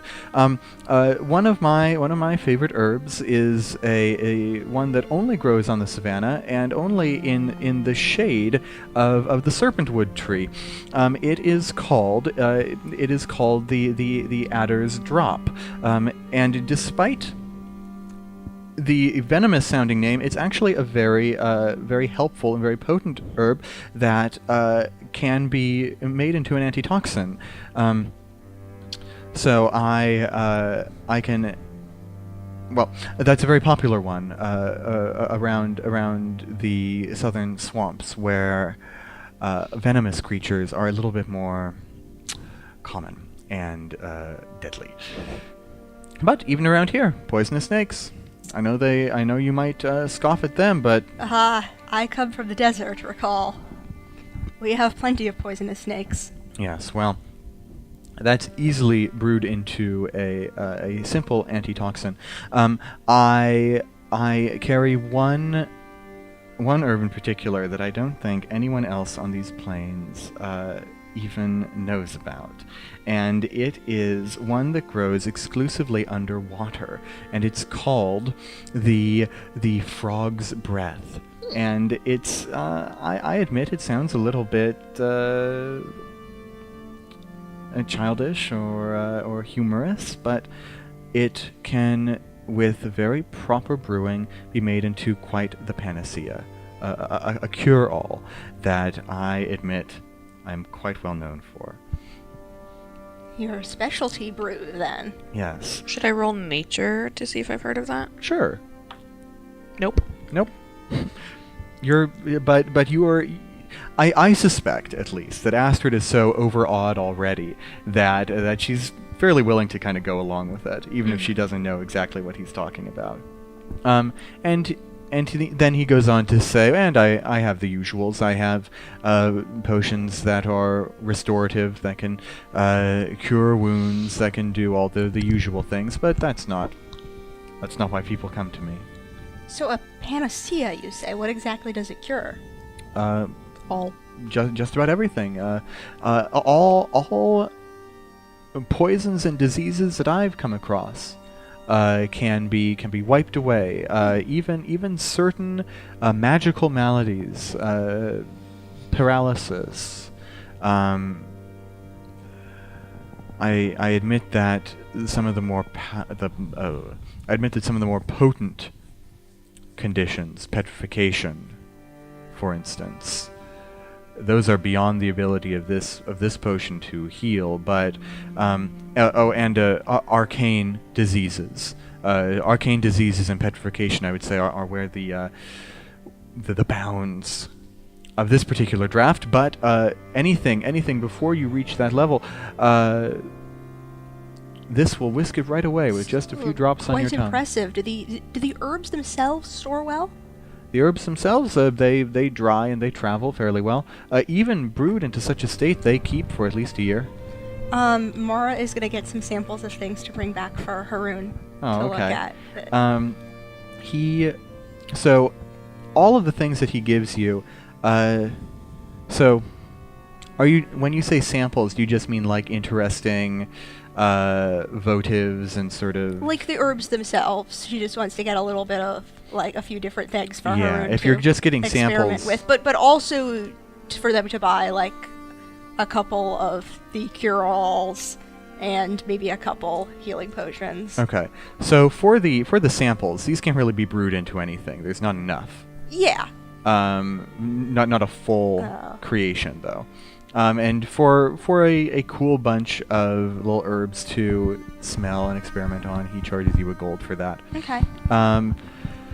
If you're looking for that panacea, he charges 200 apiece. We have a fair bit of party gold. I wouldn't object to buying at least like, having one or two. Yeah. Who knows what we'll find in Arvex. Who wants to hold on to those? Bag of holding. Fair. And you have the bag of holding? Cool. Oh.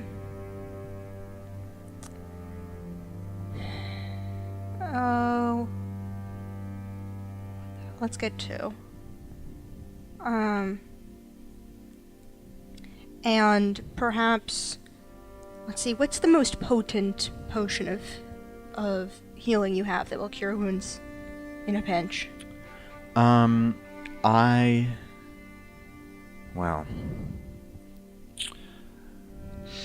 you did save my life after a fashion. Here, I will give this to you for free. And he produces a gorgeous crystal vial that has a golden potion with bubbling red bubbles inside, and he hands it to you, Mara, very, very gently. He says, "This is a potion of superior healing. It's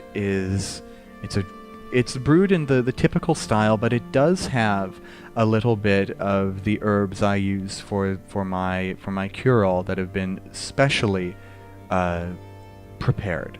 It truly brings out the potency of a normal healing draft."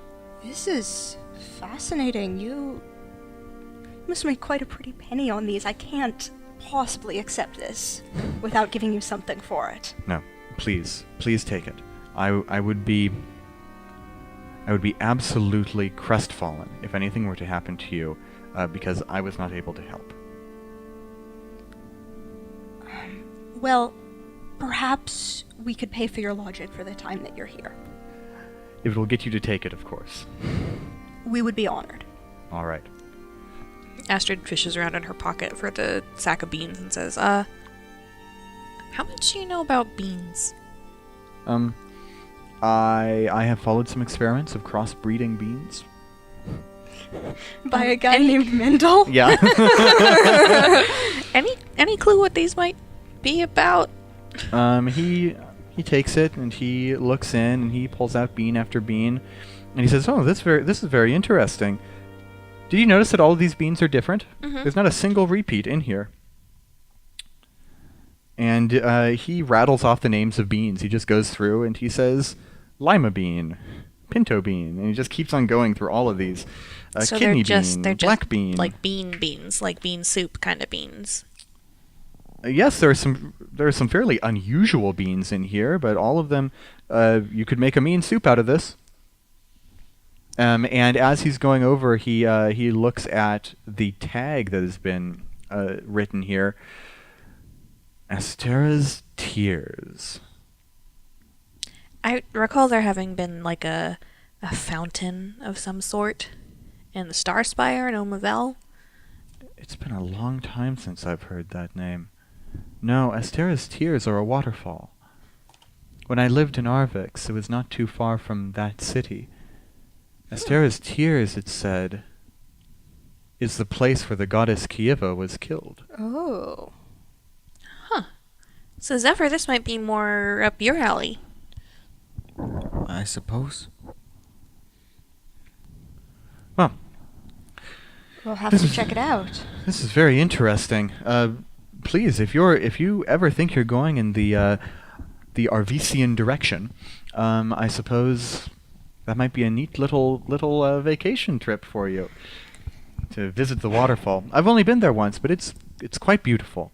The rainbows it casts in the spray. I love rainbows. So you make your way to the White Fern, and you get rooms for the night, and it's room and food is a gold apiece. So how long are you planning to stay in Reclamation's Pride, Basil? Oh, I usually stay until my stock is depleted, and then I go on and I forage for the rest of the way. So a week, or do Or you think you'll so. sell out in less? I'm hoping that I can get an audience with Reclamation herself. Usually, in this city, that's the only place that some of the more expensive drafts can be sold. The merchants here are wealthy, but you know they are not adventurers. They have no need of magical cure-alls or powerful antivenoms. Though I imagine the city must have fought off an invasion or two. Precisely.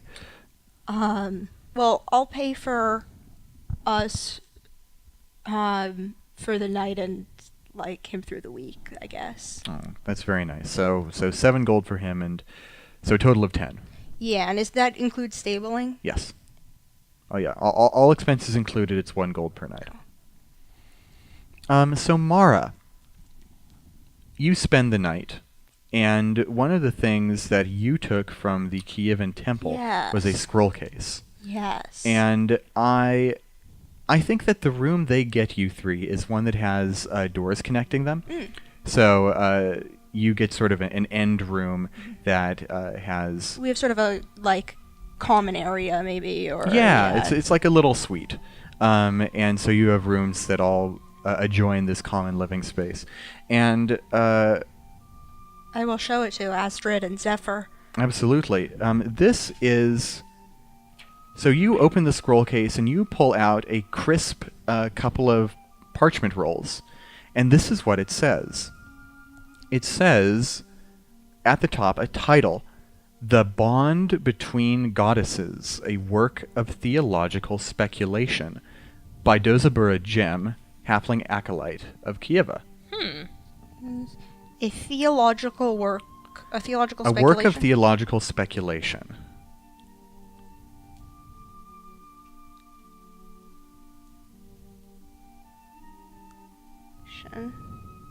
By whom? By Dozobura Gem, D-O-Z-O-B-U-R-A. Mm-hmm. Last Yeah. name J-E-M-M. J-E-M-M. Okay. And here's what it says. You don't need to take exact notes. I have this written out verbatim. And it says, once the goddesses Kieva and Estera were inseparable.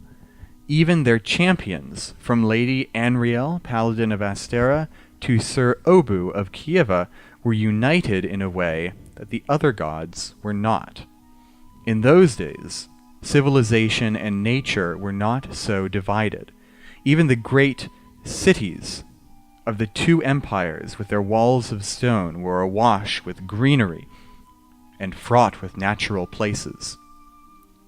But, as all theologians and historians and even common people are aware, Kieva's mortal form was destroyed, along with Elos and Nerugals. On that day, the day of the monster's banishment some 500 years ago, on the day of the three gods' death, Astera retreated into the Starspire and has never again emerged. She is seen only by her oracle, the eldest living child from the Merrin family. But one must question, why? Is the Starspire a conduit through which Astera may commune with Kieva's astral spirit? Could it truly be a centuries-long depression? His Excellency Ashval Merrin and his forebears have refused to give any insight to those who inquire. And most worryingly, if Astera's retreat is truly a symptom of her sorrow, why have the other surviving mortal gods hidden themselves away? Why does Jothar see only his oracle within the Forge of Light in Blackvault? And why is no one but the dragon priests allowed to know the location of Lotan Ratu's secret temple? And that's all that's been written. It looks like it's an unfinished work that was left behind by a mistake. Zephyr, what did you learn in the temple about Kieva and her passing? What did I learn about Kieva and her passing? You know a couple of things. Most importantly, you know that Kieva was a very generous goddess. You know that she had a great bond with the goddess Astera, that even though they were, their divine portfolios were diametrically opposed, a goddess of the wilderness and a goddess of civilization, they were absolutely inseparable when they were together, and they fought together when they took mortal form against the monsters in a war much like the one you fought, but 500 years prior. And you know that when Kieva died, she died in the line of duty. She did it she perished at perhaps the exact moment that the other three gods were able to seal the monsters away, and it was perhaps her connection to nature and to the spirit of all living things that allowed the gods such great reach to spread their power across the entire world and pluck from it all of the evil creatures that plagued it. And you know that Astera mourned her passing with immeasurable grief. That story is a little bit beyond your knowledge, but you are aware of that bond. Mara, you're not a particularly God-bound person. Yeah, Mara knows, these stories and common knowledge of the six gods. In the, Valashi tradition, the gods, the six, created the world, the continent of Auredane, and helped banish the monsters. Three of them gave their lives for that, but they're not immediate and everyday gods in the way that they are for the people of the Republic. Spirits of nature or ancestral spirits are more immediate to the Valashi people. So Mara is also very curious about what all of this means and why all of this is converging upon us now. It doesn't seem like... I would say Mara is a like, huge believer in fate, but she doesn't disbelieve in it either. So it seems like, especially when things like prophecy and, people like Renault start talking about prophecy, and it seems like a coincidence, or too big to be a coincidence, that we stumbled upon a lost temple of Kieva and found a bag of magical beans that said "Bathe me in Astera's tears" at the location where Kieva was killed. And that there's this bond between goddesses at the same time that our friends have been taken from us, right? That I guess no one has really brought this up to us, because no one really seems to want to talk about our friends who vanished, perished, whatever, in the line of duty. But it does seem a cruel twist of fate, or terrible irony, that there were 6 of us, just as there were 6 of the gods, and that was supposed to be good luck, and 3 of us perished, just as 3 of the gods did. It I don't know, makes me wonder if there's something bigger at work here. Hopefully not something nefarious, but makes me want to interrogate Ashbel. At the very least, it does seem symbolic. Yeah. If nothing else. And symbolism, if not fate at least, is certainly important. Yeah. So I do want to go to that place, not just for a vacation, but I want to go to that place, and I want to speak with the paladins of Lotan Ratu about this. And I'm just starting to get the feeling there are things that people are not saying. I wish they would say them. Say them or I'll hit you with an axe. Yes. You're not one for this diplomatic plotting. Yeah. Diplomacy, sure. Plotting, no. Right. I should check in with Astrid. She's got a unique bond to her god through one of Elo's messengers. I feel like, well, I won't put words in your mouth. What's Astrid thinking? Astrid's not like an orthodox Eloite. Right. She doesn't know this directly, but her birth mother was a very devout follower of Elo, and thus left her in the care of the angel that she later made a pact with. And that's like the basis of her connection to Elo, rather than like an ideological thing. Yeah.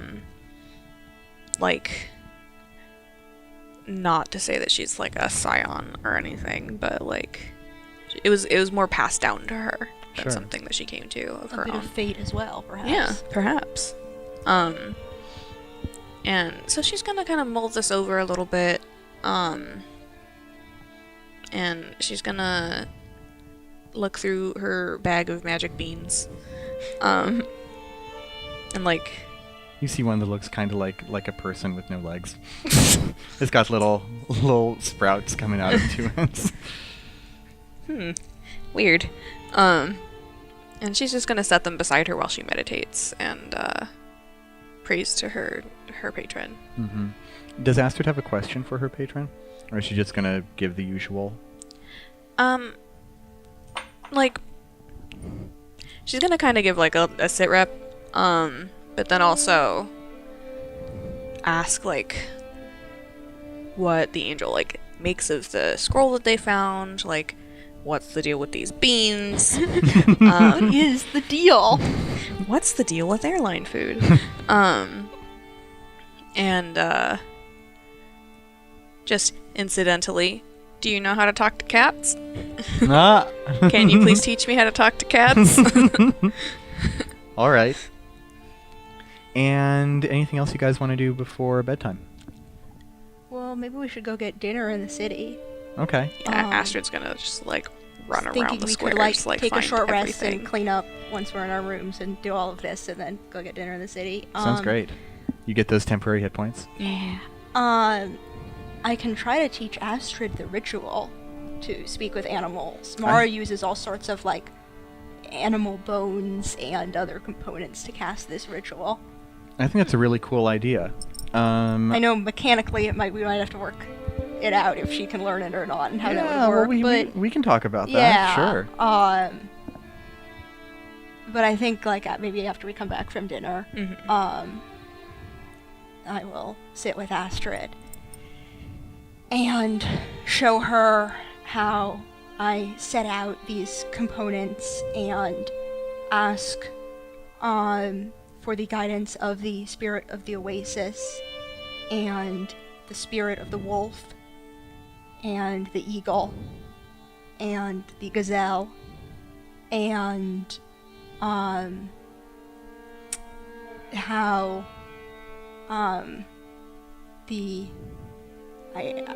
Mara's not very good at explaining magic stuff.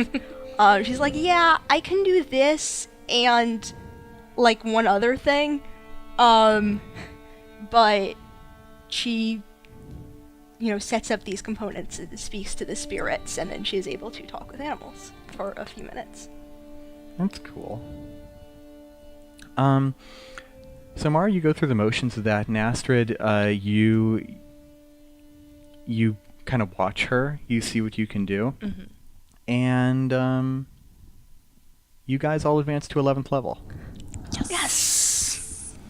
And let's in the gap between games, let's talk about how we can make this ritual happen, because I like this a lot. I like Astrid learning stuff from Mara. I like party members learning stuff from other party members. I love it. Are we wrapping up? We are. Okay. I'm gonna say you.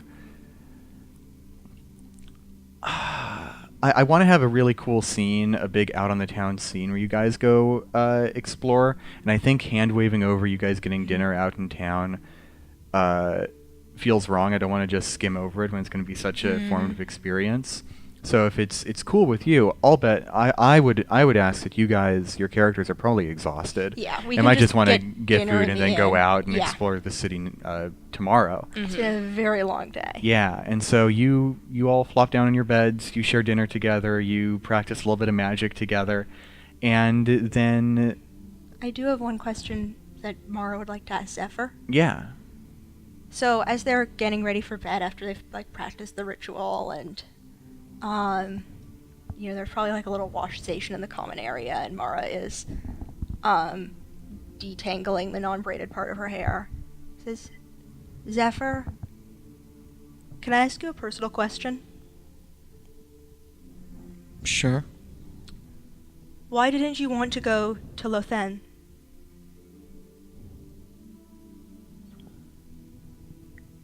We had our choice of missions. I would have thought that that's your homeland. I want to take care of the Godsworn. It's been my mission for a while. It's important to see that through for me and Sarah both. Can I roll an insight check? Do you want her to be able to roll an insight check on you? Go ahead.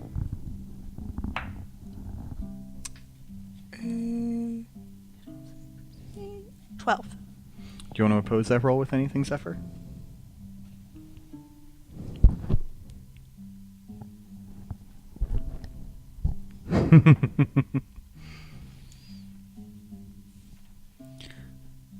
The gap at the beginning of that statement was suspicious, but The rest is true. it's not a lie. Right. He's just choosing his words carefully. Yeah, there's some definite, careful choosing of words. So take that as you will. Okay. All right.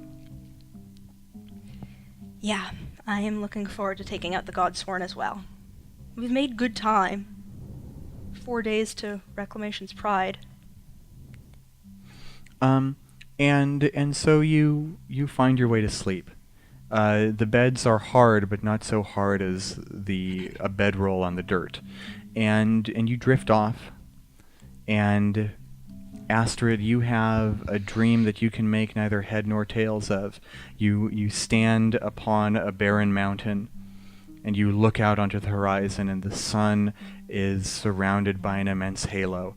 And within that halo you can see a silhouetted person, and his words wash over you like water and ring in your ears like the ocean crashing upon you. And when you awaken, you awaken to the sun streaming in between your blinds and almost blinding you as you rise from bed. And with the sun falling upon you from your window, you sit in bed and you close your eyes, and you dwell upon what your patron said to you overnight, and you hear these words echoing in your head, and it says, "The golden light you seek is not at the top of a tower. It is not within the ground in the way that other people know it. It is deep below, in a place not seen for generations. It is deep below the plateau." And then it fades from your mind, and you rise and you look up out at the window, and you look out into the city of Reclamation's Pride, and you see people already excitedly going about their business in the day, and you feel joy swell in your heart. And that's where we're going to end for today. Aww.